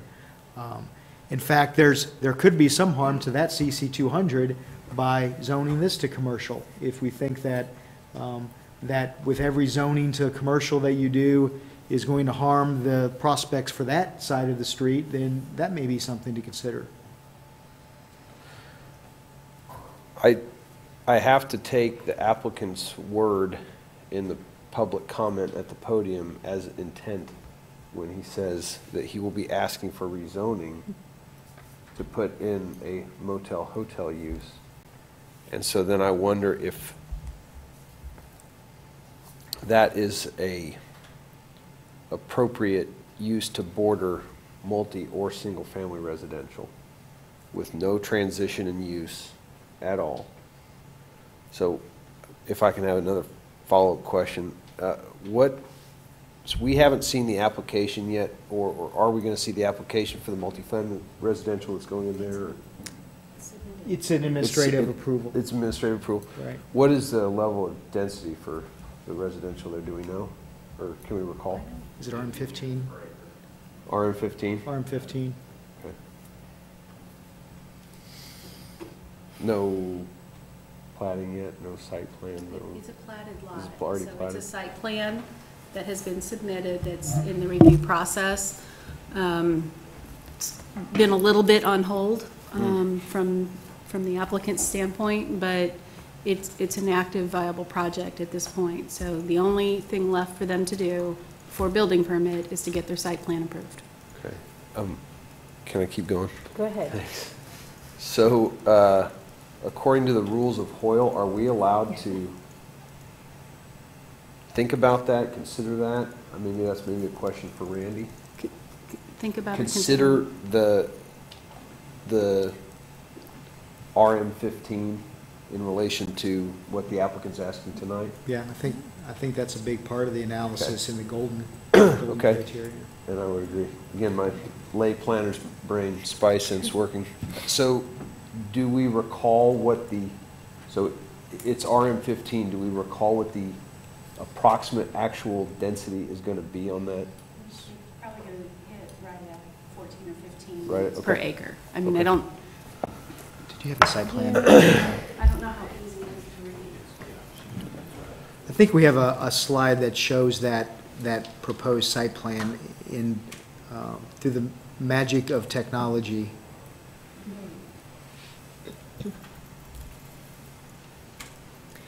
May I ask a question while that is coming up, or are we there edit, already? undo. No, that's fine. Oh, you got it. I'm just trying to. Trying to zoom in.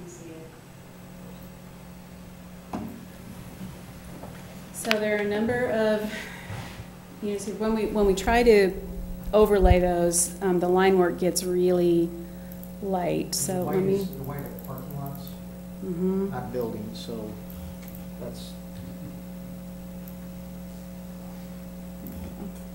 So there's a building here. This is the parking lot.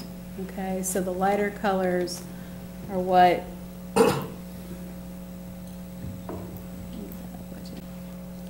So you'd come in the drive here, there would be surface parking, and then there would be a number of units that would be located here and here. There's kind of a small courtyard area, there's a building here.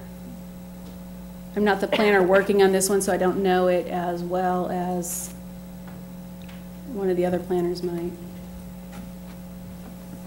So that's what's there. And what you would have between this property and this property, and you can see this is fairly close, is landscape.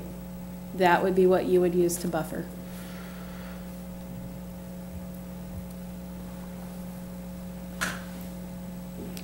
Sandy, I know this isn't your project, this multi-dwelling. What's the proposed building height? How many stories? Are you, I think the applicant has some familiar. Two-story, thank you. And then these are duplexes that are located here, and they were platted as lots, so the duplex gets townhoused out, and so while this looks very dense, that's what's going on. It's 2 units on a platted lot, but everybody owns their own unit. Thank you.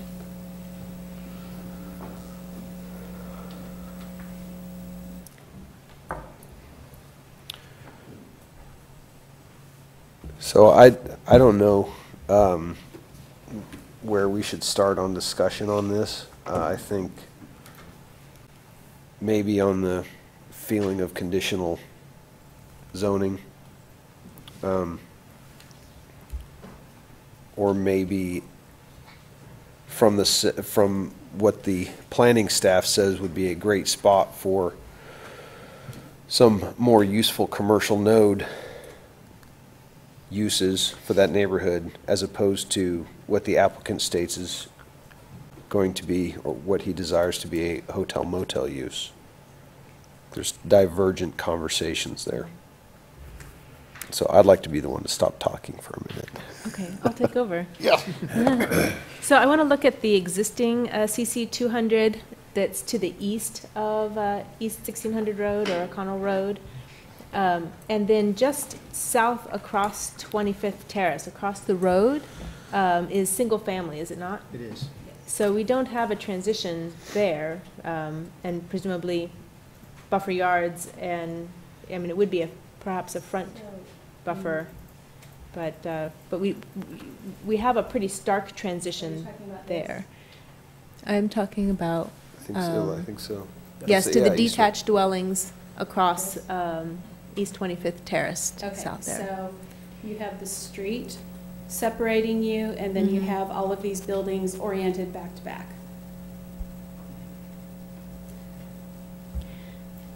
And the difference then to Exchange Court, because you'd be across Exchange Court in the subject property, the difference would be that end lot then that would only have a side yard, buffer yard They would have a- between. They would have the side yard, and then 25th Terrace here, these units don't have direct access to this street. They're accessing it from the interior streets, whereas all of this is going to have access from Exchange Court. So multifamily, these units, whether this property gets combined into a single parcel or whether or not it's one or two or three commercial uses, all of that access is from Exchange Court. So there's far less separation in this configuration than in this. And is that mainly a traffic concern or a visual concern for separating the uses? It would be a little bit of both. Certainly, this street is capable of handling the traffic. That's, from a facility standpoint, that's not questionable. It is really more, how do you view your home, your neighborhood, and what are these external impacts on that as you live and work in those places. So while we certainly do want to encourage mixed uses and services available, but in a scope and scale that's appropriate. So some of the uses in the unrestricted CC 200, and even some, as the applicant has proposed, restricted, are still fairly intensive for this site, and those uses may be more appropriately located here, whether it's a hotel or not. But I think too, part of our analysis was that we haven't built out the CC 200 and we're looking for more. We have most of it or all of it actually, that was originally approved, still sitting there waiting for a hotel or a high activity sort of use. So it's not as if there are no alternatives to cite some CC 200 type uses. There appears to be quite a bit of opportunity there. Go ahead, I Commissioner have a Carter. question for staff. So item 5B, the rezoning, appears to be contingent on item 5A, the comprehensive plan amendment. Can you clarify the contingency? What are the benefits that, I mean, I understand the commercial benefits that come from the rezoning, but what is the contingency of the rezoning on the incorporation of this area into the southeast area plan? Because we operate under the concept of nodal developments for our commercial uses versus kind of stripping it out, before we entertain a commercial request, we have to, we read the code that you've got to incorporate this into a nodal plan. And we had 3/4 of a nodal plan, but we didn't have this last quarter. So part of the request and part of the process and analysis is whether or not that southwest section, should the southeast area plan be expanded to include this corner, to look at the impacts of whether or not commercial should even go here. And a little bit different analysis than the zoning, where the zoning gets down into the uses, right? What uses belong here. The Southeast Area Plan, the way we have proposed it, would expand it to a CC 200 node with limitations. And it's not uncommon. Many of our sector plans and nodal plans, like 6th and Wakarusa, for example, call out the different quadrants that serve different needs. And so we can, in our sector plans and in our nodal plans or neighborhood plans, get rather specific about what the expectation for development is. And that's what we've done here with this one as well. Okay, thanks. So how common is this kind of a circumstance where you've got an area plan that ends with a node? I mean, it seems like you're doing the right thing by trying to integrate the two, because realistically they have a relationship. Is this just an artifact of the fact that this was essentially undeveloped land when the plan was developed? Go ahead. I came in at the end of Southeast Area Plan. I think that O'Connell Road was a natural ending point to that plan because much of it had already been developed residentially on the west side. Mm-hmm. And in fact, Mr. Newsom was participated in that, there he is, to a pretty high level as well. And I think there were a couple of other factors that went into all of that. The city had adequate services, water, sewer, up to O'Connell Road. But jumping O'Connell Road was a significant planning concern that had to incorporate how we were going to extend services to the east. We made some certain assumptions about what was happening on the west side of O'Connell Road because there was some preliminary platting going on. A lot of that was kind of happening concurrently with the Southeast Area Plan. So you have to draw your boundary somewhere. Mm-hmm. And that was probably a little bit before we were really as focused on some of the nodal design concepts that we have embraced over the last 10 years or so.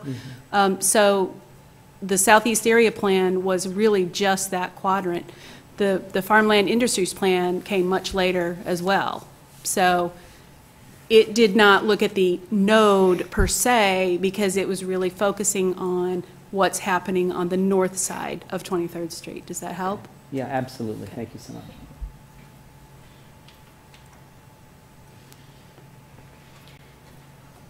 It seems as though a CN2 designation is pretty safe, but I'm just not entirely convinced that the uses that could go in as a CC 200 would be inappropriate there. Just given that it's industrial on the north side of that node, it's already CC 200 on the east side of that node. We have some pretty close proximity between CC 200 and single family already in that area plan. It doesn't especially bother me to make that transition from the RM15 to the CC 200 in that area. But I'm just curious how other people are feeling about that. I agree. I mean, this is, you call it a neighborhood commercial, but this is a thoroughfare. I mean, this is a major arterial. It may not be a highway, but it is a very high volume thoroughfare. And that's why I was asking about the nodal planning. My perception of that area is as a node, not as a boundary between two areas. That's my perception. It seems perfectly appropriate to me. Maybe imperfectly appropriate, but How appropriate. about that? So, let me just ask,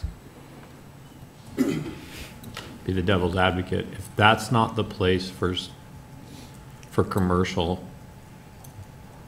where is the commercial neighborhood district for that area? Because Scott sort of talked about how there's no service to that, and as a person who works over there, that's definitely true. As we have a lot of that sort of strip mall, where is the neighborhood commercial for that area? And if it doesn't go there because it's on an arterial, where does it go? I'm going to jump in on that. I think being on that type of intersection, that accessible to pedestrians, does suggest a neighborhood commercial zone. Also, it eliminates something that we might be changing here in the near future about conditional zoning. And this is kind of the last one coming through that's basically doing conditional zoning under the old style, because we're going to be considering that text amendment either next month or in January, about how we address that. Also, I think Scott's comments about the housing, to me, this whole process with Plan 2040, looking at the a lot of what's going on with just our last one about the incremental destruction of ag lands and how we're going to be talking about protecting all of these things. The whole community and how we plan is going from these set boundaries that we would have buffers from commercial to multifamily to duplex to single family. That's going out the back window, because now we're talking about how we're integrating all types of housing into neighborhoods, how we're going to have affordable housing. All this housing is going to be equivalent. So, we can't really speak about multifamily housing as being a buffer to single family anymore, because the new Plan 2040 with the neighborhood sections, we're going to be incorporating all types of housing, or making it possible the incorporation of all types of housing in the same neighborhood, especially when we get to that point about talking about aging in a neighborhood. So, we're kind of in this transition period. And because of that, I'm really prone to go with staff's suggestion to change this to the CN zoning, where all these uses are permitted except for the hotel, with a special use permit, so they can better fit into the conception of a neighborhood commercial node on that intersection. Because I think that's really forward-thinking and trying to push it into where we're going, what our discussion is going to be over the next year or two about how we are changing how we think about planning with a new comprehensive plan. So I really think this is a good discussion that we're going that direction with this. And if they do get somebody that's interested in a hotel there, sure, they're free to come back and ask to change the zoning for that parcel of it, and then we'd have that discussion then. But right now, I think staff's suggestion that we bring this into the node of the Southeast Area Plan, and that we change the designation to neighborhood commercial with their permitted uses and those that are permitted with special use permits, it meets the goals of what we've been discussing otherwise. So I'm prone to go that way.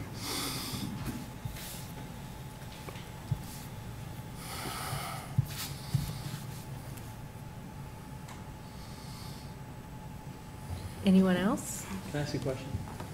Just for clarity in this decision, if we were to approve CC 200 with the restrictions that the applicant's offering, in the future, in order to undo those restrictions, would it be another rezoning request? Yes. Okay.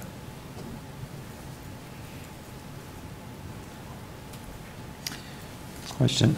I'm trying to find on the GIS map here, there are 2 green dots on the map that says existing and potential commercial land use locations.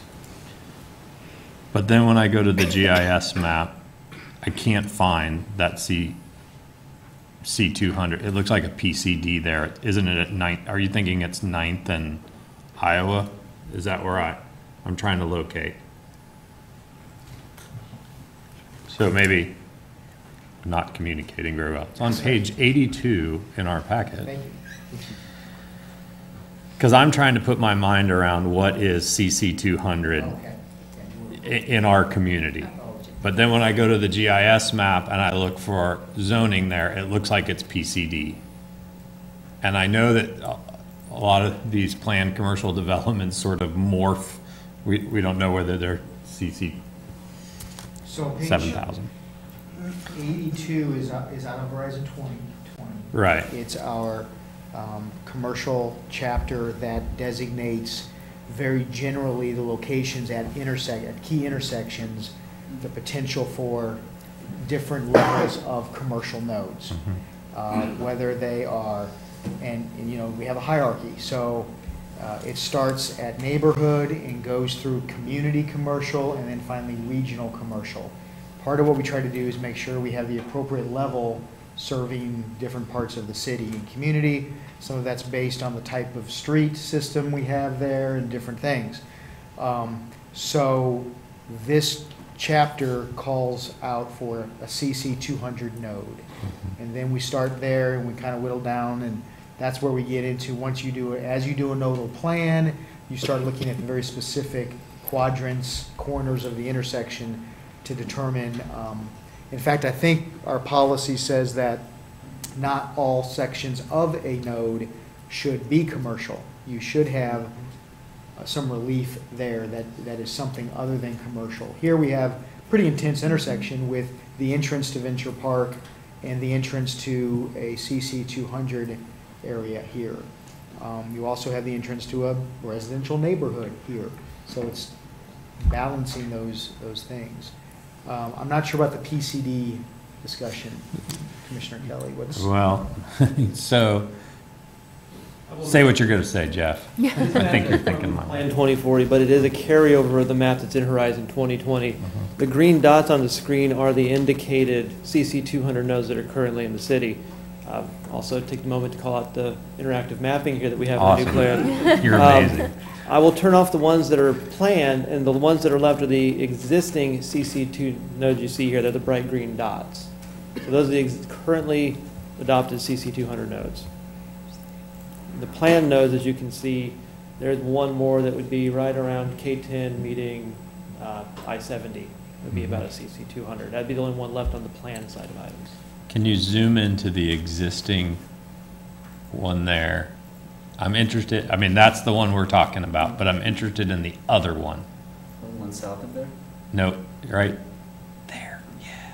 Oh, okay. Zoom in on that bad boy. Yeah, it's 9th Street. Correct. But it's interesting when I go to the GIS for zoning, that area is listed as neighborhood commercial. For zoning. Maybe I did the GIS wrong. Because we have a neighborhood commercial district. Yeah. So that zoning, where the MRC is. Yeah. That has been neighborhood commercial for years, before the land development code, so prior to 2006. Whether or not, that was a carryover from one zoning code to another. That was not necessarily an assessment of that, all of those zonings together. All of that land use together makes up what is this community commercial. Got it. That's helpful. Thank you.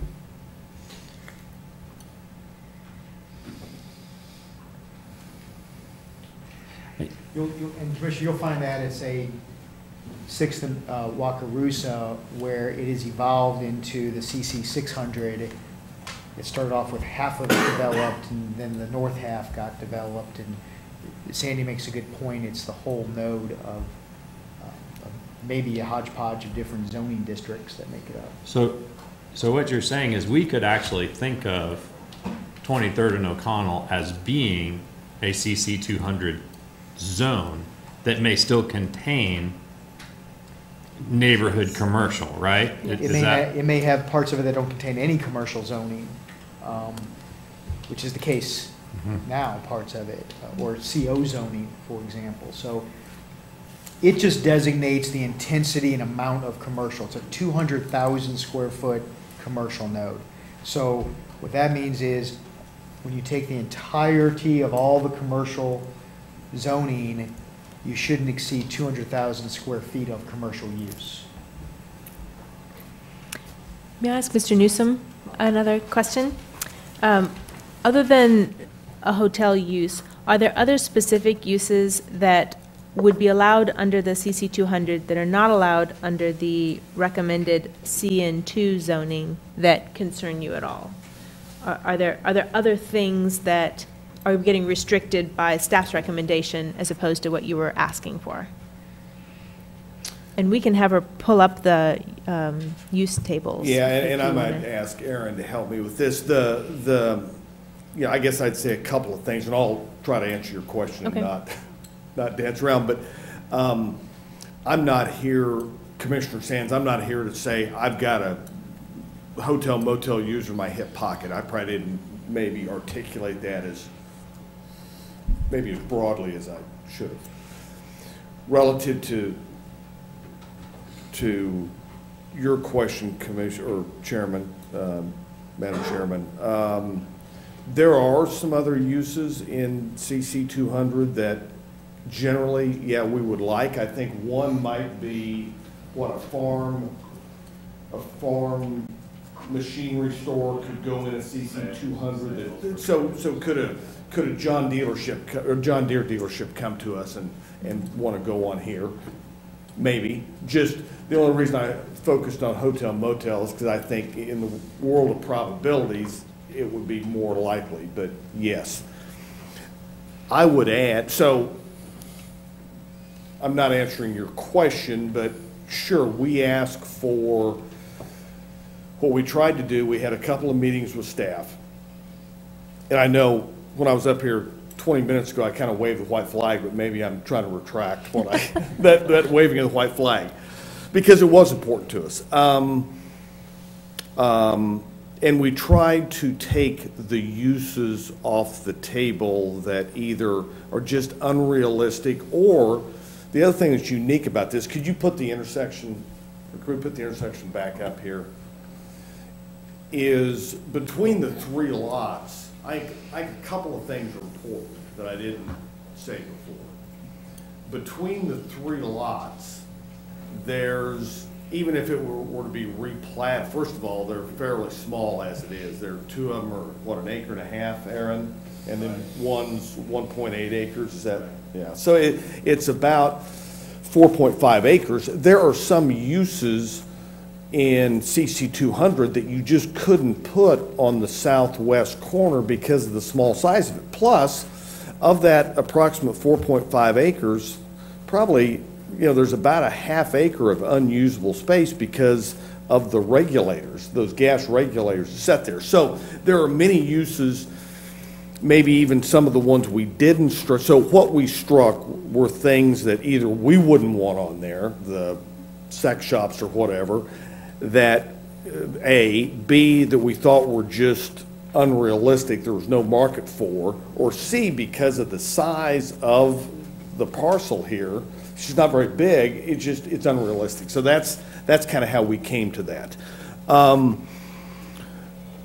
Relative to nodes, and I'm obviously not the expert on this, but this would just be adding a second corner of 4 corners with a commercial use. Am I correct in saying that? Right now, there's just one corner.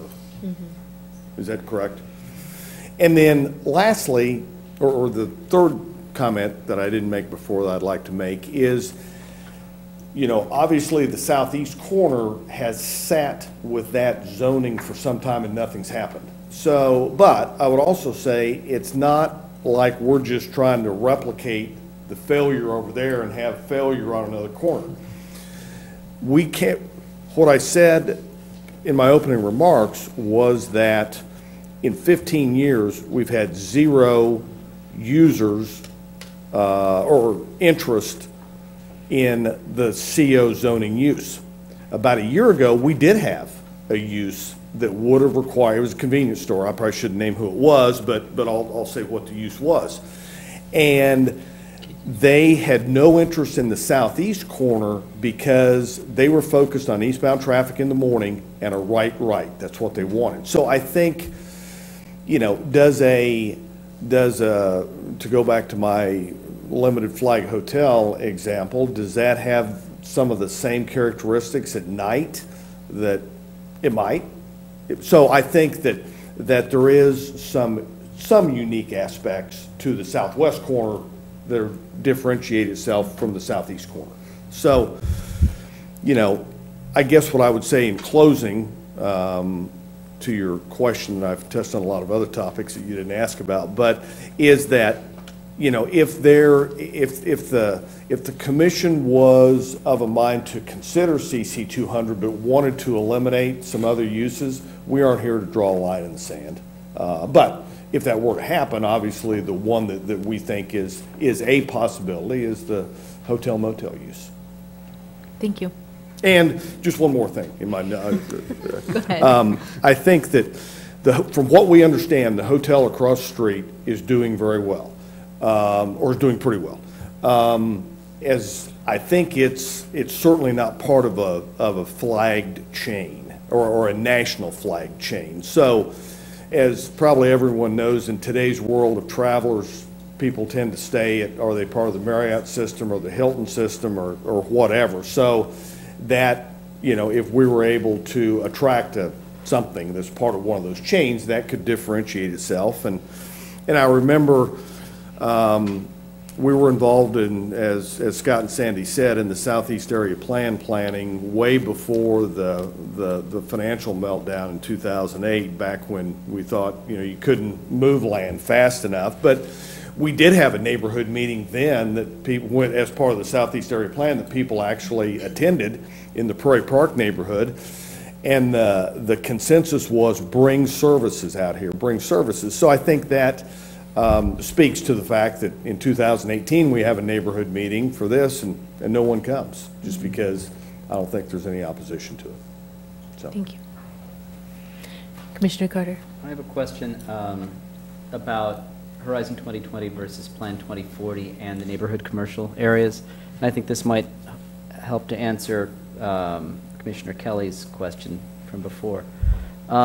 There is supposedly, at least in Horizon 2020, a node, a planned node or an identified node for neighborhood commercial sort of south of the Douglas County Jail. That precedes that precedes the jail, or is that something that's actually still considered a planned neighborhood? Part of in the Southeast Area Plan, right? There is, yes.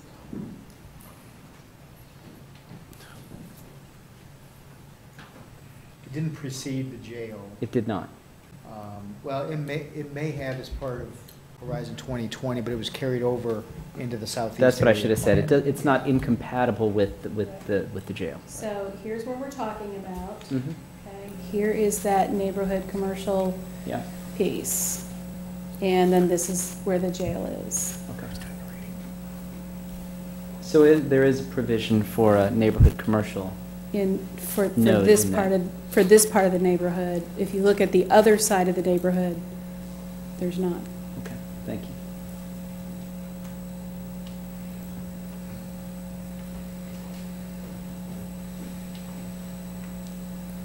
I think we might need a motion. Does anyone have one? Even if we continue our discussion after that.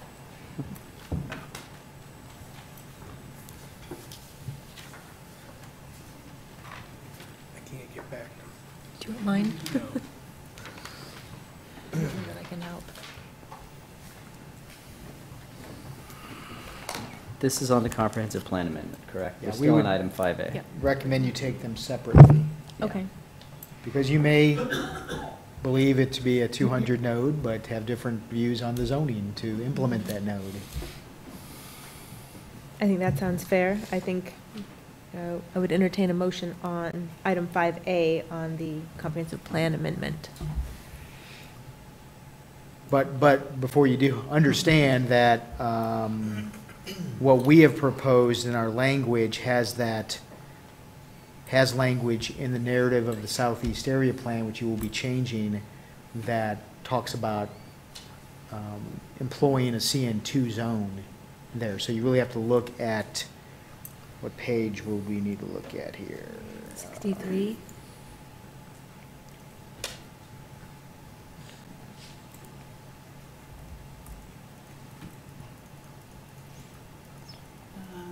Down.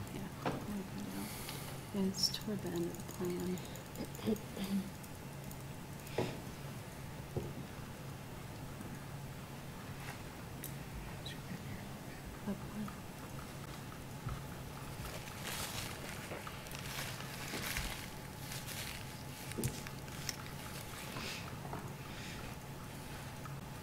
There we go. Digital page 111. That's what we have presented to you. So what this says is that it breaks it into the southeast corner and the southwest corner and sets up a framework for specifically a CN2 district on the southwest corner. If you have a different motion, if you have a motion counter to this, you need to frame your motion against this. Okay. Or you could move for this proposal. So then, 5A, the motion would be to expand community commercial to incorporate the area. That does not change the zoning from CO to CC to anything else. Well, we would still need to revise the narrative a little bit, but we would maintain it general, because when you look at, we've provided you there the kind of the red line version, right? And generally right now what it says, it actually contains, when you look at the zoning districts part of this paragraph, you'll see that we had already called out CC 200 and CN2. Right. But because with this proposal, we actually are proposing to limit the southwest corner to CN2, we provided this new language in red underlined, calling out the two different corners. Because as you know, there's only one corner of it today. Right. We're creating a second corner. So you would need to modify this language here to either group the two corners together and treat them exactly the same and allow for CC 200 and CN2. I mean, to be honest, there are some uses in CN2 that an owner might land. Extended care facility, for example, isn't allowed in CC 200, but is allowed in CN2. So that's sort of a medical use, right? So, and in many views, it's more compatible with a residential use. So there are some uses in CN2. So even if you took the position that CC 200 was the right designation for the node, you still probably want to maintain the opportunity for CN2 zoning district, because it not only serves it well also, but it has uses that don't show up in CC 200. I'm not sure where this is going to fall, where item 5B is going to fall, because that's kind of what we're talking about things in reverse here a little bit. But I do think I think we can change the comprehensive plan to incorporate the other side of that node as kind of generally that node will be known as a CC 200 node. I think it could, and then I think if we did have to come back to this item, if we make a choice that Mr. Newsom decides then if he has another commercial opportunity and comes forward, that we don't have to change the comprehensive plan again, that maybe either option would work within the comprehensive plan, because I think it sounds like generally we're comfortable with, something in that node is going to be commercial in some respect. And then we could take item 5B separately if that's kind of the way that people are leaning. I really could go either way on it. I understand needing to have some more latitude for marketing a property, how much latitude that we can offer, and weighing against other uses. I don't have a firm side of that at this point. Probably should, but.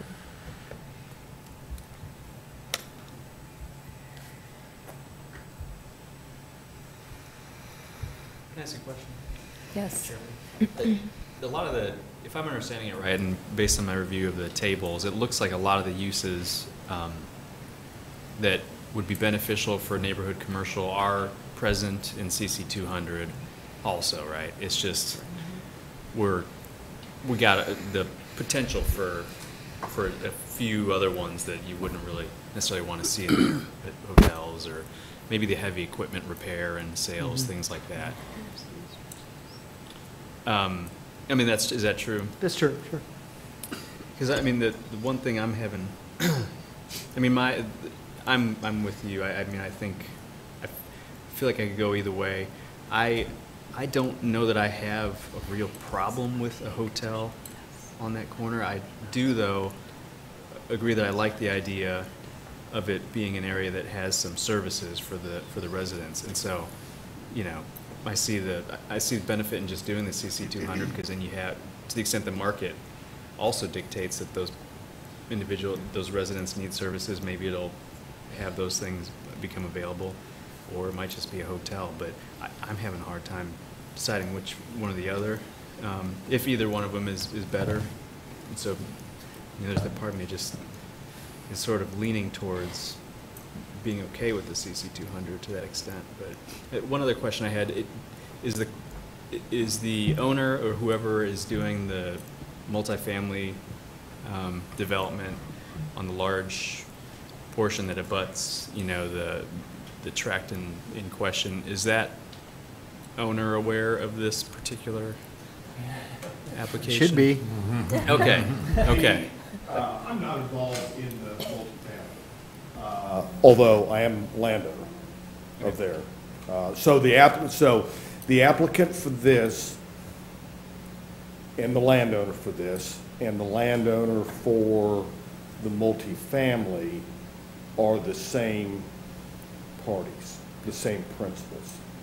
The applicant for the multifamily, I'm not involved in, but my partner on those two tracks is. So yeah, he's very involved, or he's very aware.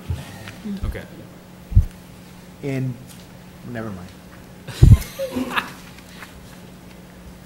But I may just add to the discussion, if I may, Madam Chair, that, you know, one of our approaches too is to look at this in the context of all of these uses, and if we were tasked with, because really we're tasked with developing a nodal plan first, right?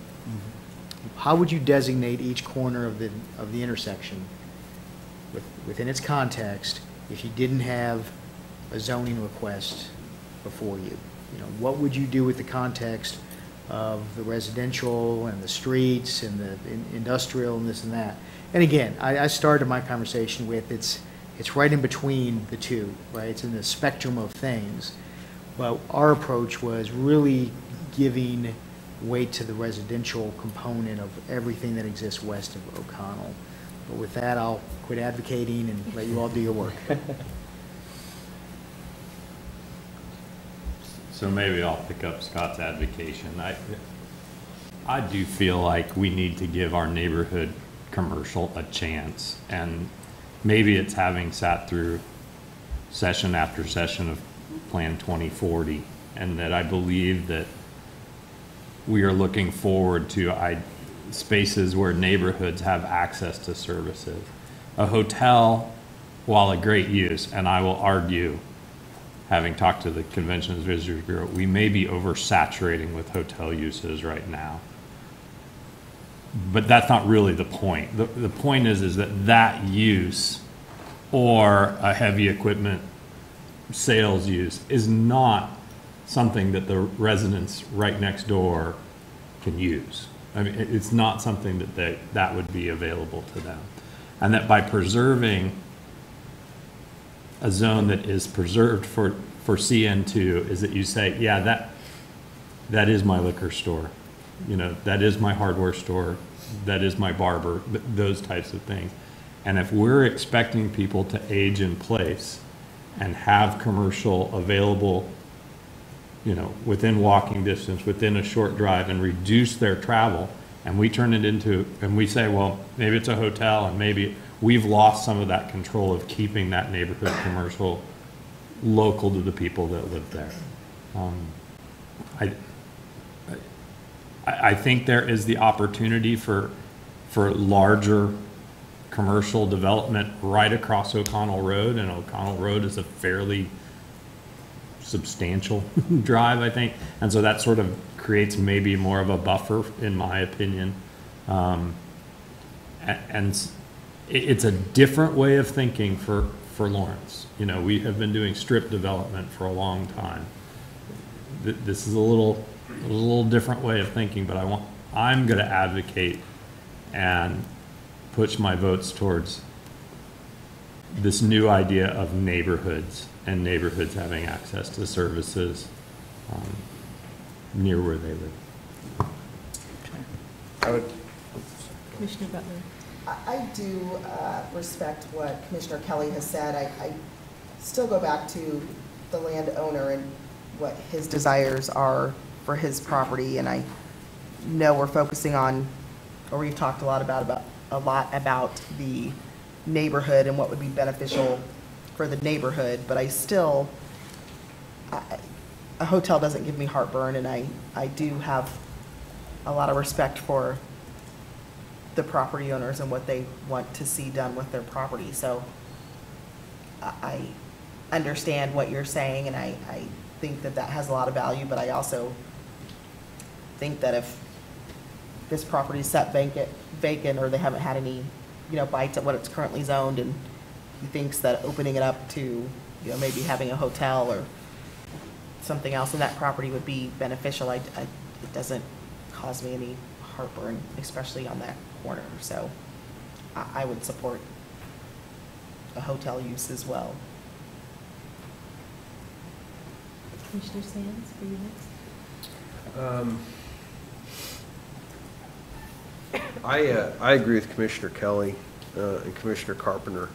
I think one thing though we probably do need to realize is that the CO use, as evidenced by Mr. Newsom, is not appropriate. So do we need to move past 5A and go into 5B? Because I think that seems to be where the real conflict is. If I may, I think the specific 5A is about the redlined area that Scott pointed out to us. Right. The specific amendment that we're being asked to judge is that, it's essentially changing the southeastern intersection to south of the intersection, with the provision that southwestern corner of the intersection be retained as CN, right? CN2. And given the discussion that's taken place, given that this is an area in transition, given that our planning process is in transition, that's something that I would support. And as a newbie, I've been carefully observing you folks making motions, and I'm still not comfortable making the motion, but I would fully support someone else's motion to adopt the comprehensive plan amendment as proposed in this section. I think you just made a motion. I think it sounds like a motion. It sounds like a good motion. Best thing about being a chair is you don't have to make motions. I'm actually going to allow myself to be swayed by Commissioner Kelly. I think we should give this neighborhood commercial a try for this intersection. I've been on the fence. I could be comfortable with other options, but I think that seems to be something that, in the spirit of Plan 2040, which we do not yet have, to see if, to throw that out there. It gives you some expanded uses over what you've had in the past, not as many as you were hoping for, but maybe we'll give that some time and see if that's something that takes any, that gets any nibbles. So that's kind of how I'm leaning also. Do we have a motion? Do we have, we? I don't know if I do it. Go for it. We'll help you. It's all right. Look, I couldn't even get a motion right with today's date, so just go for it. We got you. I would move that we recommend an amendment to the southeastern area plan to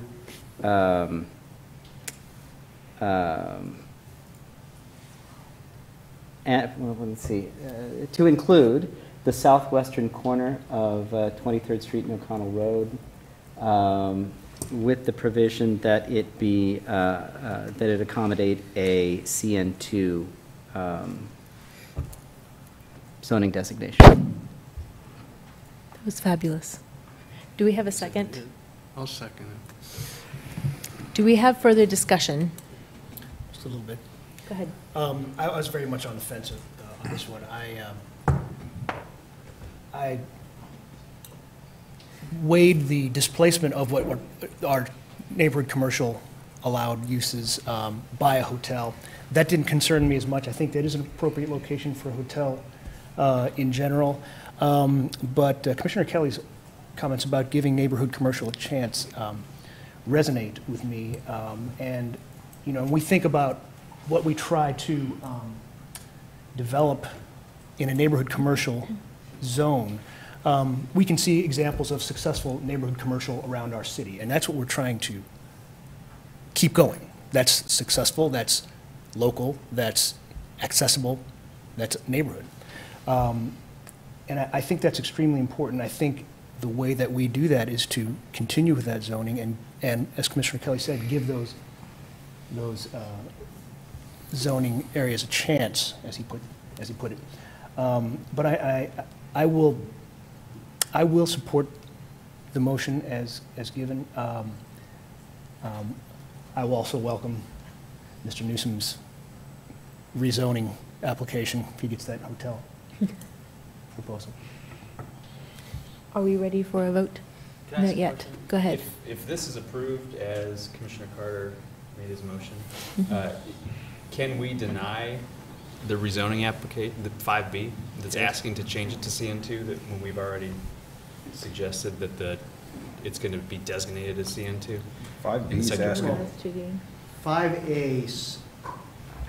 5A creates a framework where a CN2 application is supportable and a CC 200 application is not. Right. So it supports staff's recommendation to use your table of lesser change and take it from the applicant's requested CC 200 to a CN2. Okay. So that's essentially what you're doing with, if you approve this vote, this motion.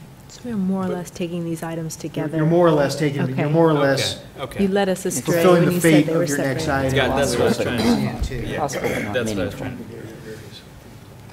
Yes. Are we ready for a vote? All in favor of the comprehensive plan amendment as stated? 1, 2, 3. And against? All right. We have 8-2. Item 5B. First, Madam Chair, if you could do a cleanup, there is one more motion. If you look on page 63, we need a motion on this item 5A to authorize the chair to sign a planning commission resolution. Just some house cleaning, really. I'd like to make a motion Thank you. to authorize Madam Chairwoman to sign Planning Commission Resolution PCR 18-00552.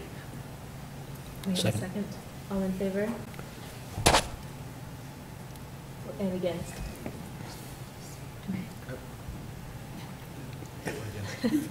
Did we get 8-2 on that, or did you? 8-2 on a resolution. Go ahead. Commissioner Butler. Give me a minute. So is this? Oh, We're not on 5B yet. oh. It's just okay. authorizing me to sign the paper. Oh, yeah, You okay with it? No, Both of us. she's for against it. I am. Are you still against? Yes. Okay, and you also? Yes. Okay, we are 8-2. Thank you. Item 5B.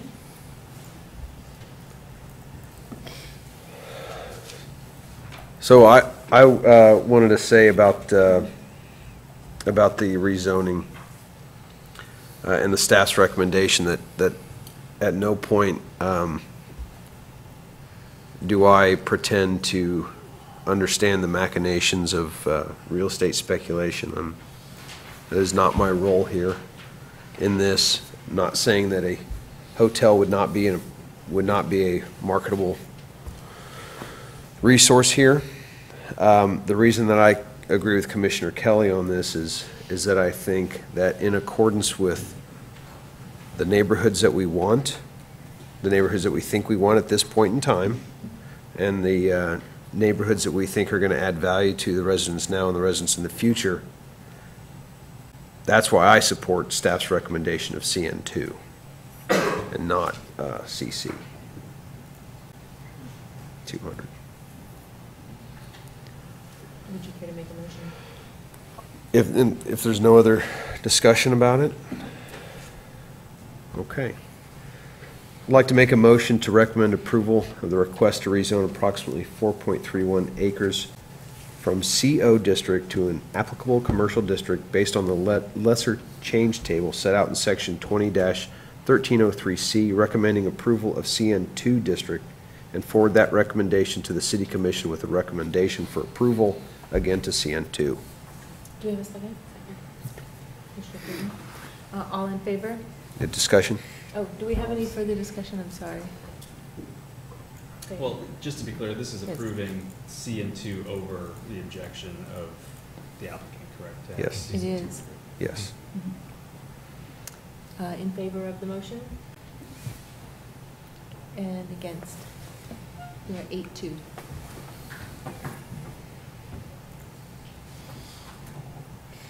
We have a few other items that It should go quickly. shouldn't be lengthy items. Does anyone need a break? I would like to. Okay, let us take a recess for 7 minutes and we'll come back.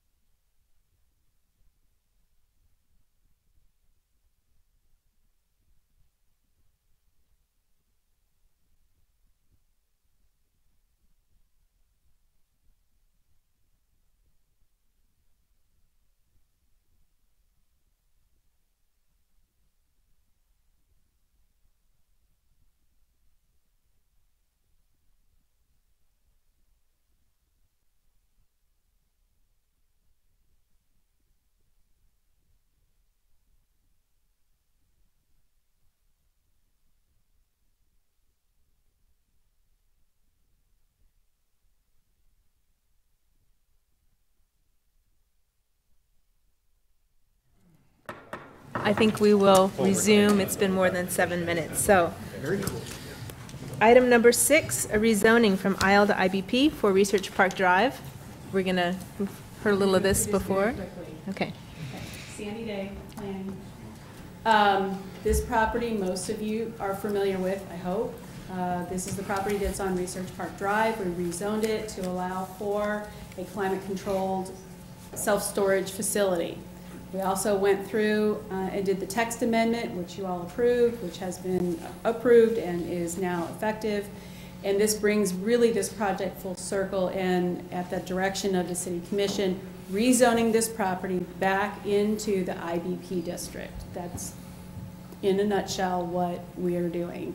It's not changing really its relationship to the industrial district. It is still compliant with all of the other findings that we have done. It is compliant with what the intent in the direction of that text amendment was. Staff's recommending that you approve. Sorry. Thank you.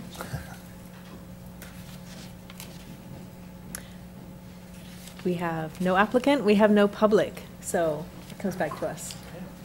I just have a quick question. Design guidelines still apply to the exterior of the building in both zones? Yes. Okay.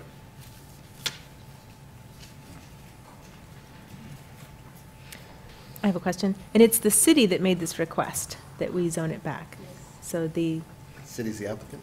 city, We have also reached out and contacted the applicant who submitted the request and the site plan, and we had 0 response from them.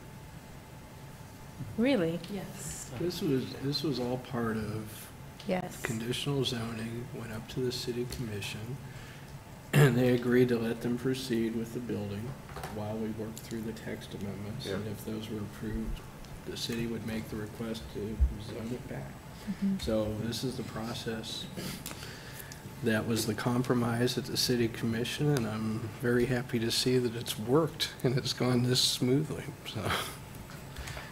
Yeah. And so the city's then added climate-controlled self-storage to IBP Yes. as, does it exist in, it does exist in other zoning, doesn't it? I forget all of, yes, it Yeah, would some be are other- allowed in some and not in others, yes. I don't remember exactly how that structure looked at this point. Yeah, at the time, IL allowed Right, the mini right, storage, but IBP didn't, and so it was one of our conditional zoning cases. Yeah. The one that got us in The trouble. one that sparked 2 different amendments. We're still working on the conditional zoning amendment. That's right. Do we have a motion? I think Commissioner Carpenter should make this motion. Don't have access to it. I will- Go ahead. There. Well, go ahead. Please. No. Okay. I'd like to make a motion to recommend approval of the request to rezone approximately 1.685 acres from IL Limited Industrial District with use restrictions to IBP Industrial Business Park District and forward it to the City Commission with a recommendation approval based upon the findings of fact found in the body of the staff report. Second. All in favor? And opposed? 10-0. Our item 7 has been deferred. That would be the conditional zoning text amendment coming soon, I'm sure. And we move on to miscellaneous item number 1, the Planning Commission meeting calendar. Mr. Crick is going to speak to this one.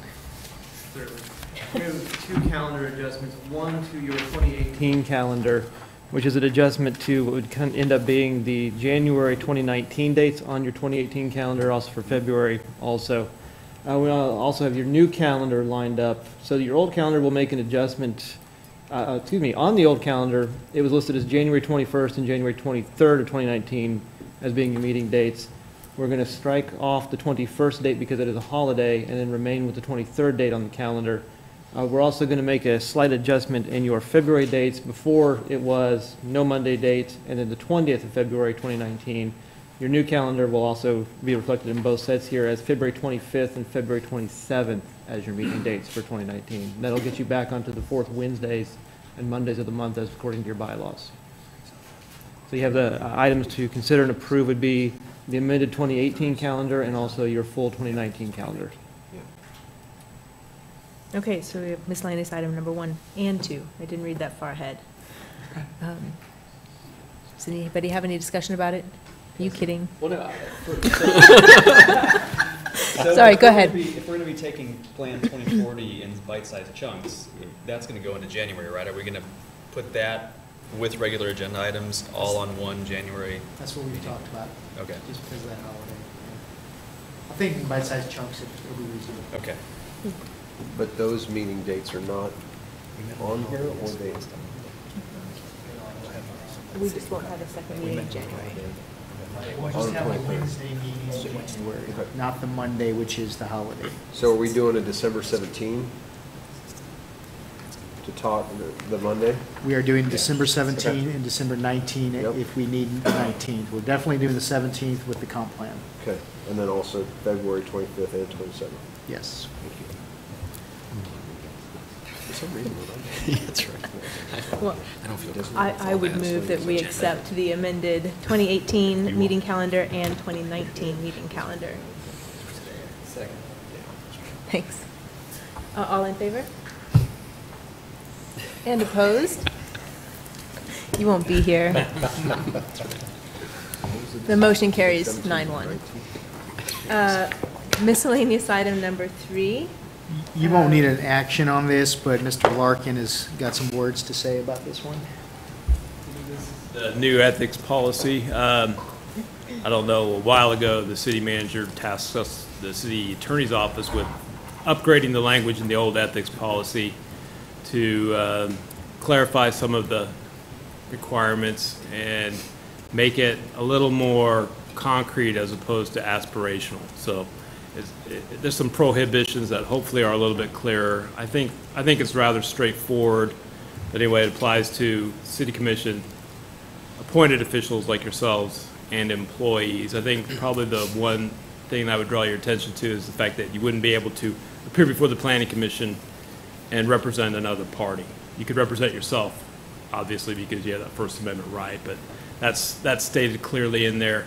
And we've also drawn it in line with the Kansas conflict of interest laws, where if you have substantial interest in something or somebody appearing before you, then you can't pass or you can't vote on that matter unless you either have filed a statement of substantial interest or you've abstained, kind of like we talked about at the meeting a couple weeks ago. So I think it's rather straightforward. If you have any questions about it, I can hopefully answer them. We're advising all of our commissions that we serve about this new policy. Do we need to formally accept this? Or Nope, it see that? exists, whether you approve it or not. Does anyone have any questions about it? I actually do. Commissioner Which I can Sinclair. maybe just ask Randy. So we don't. Either way, if you Well, think we would all benefit you from it, said then. it's okay. It was about the solicitation of gifts or whatever. Yes. Just to be clear, would that prohibit us from soliciting donations or things like that for charitable causes, so it wouldn't be directly for us? From someone who conducts business in front of this commission or from someone who engages As long as you business don't with the do it city? in the name of the city, yes. Okay. You could do that. Okay. Thank you. Do we have any other business for this evening? I would accept a motion to adjourn. So moved. And a second? All in favor? All right. Thank you.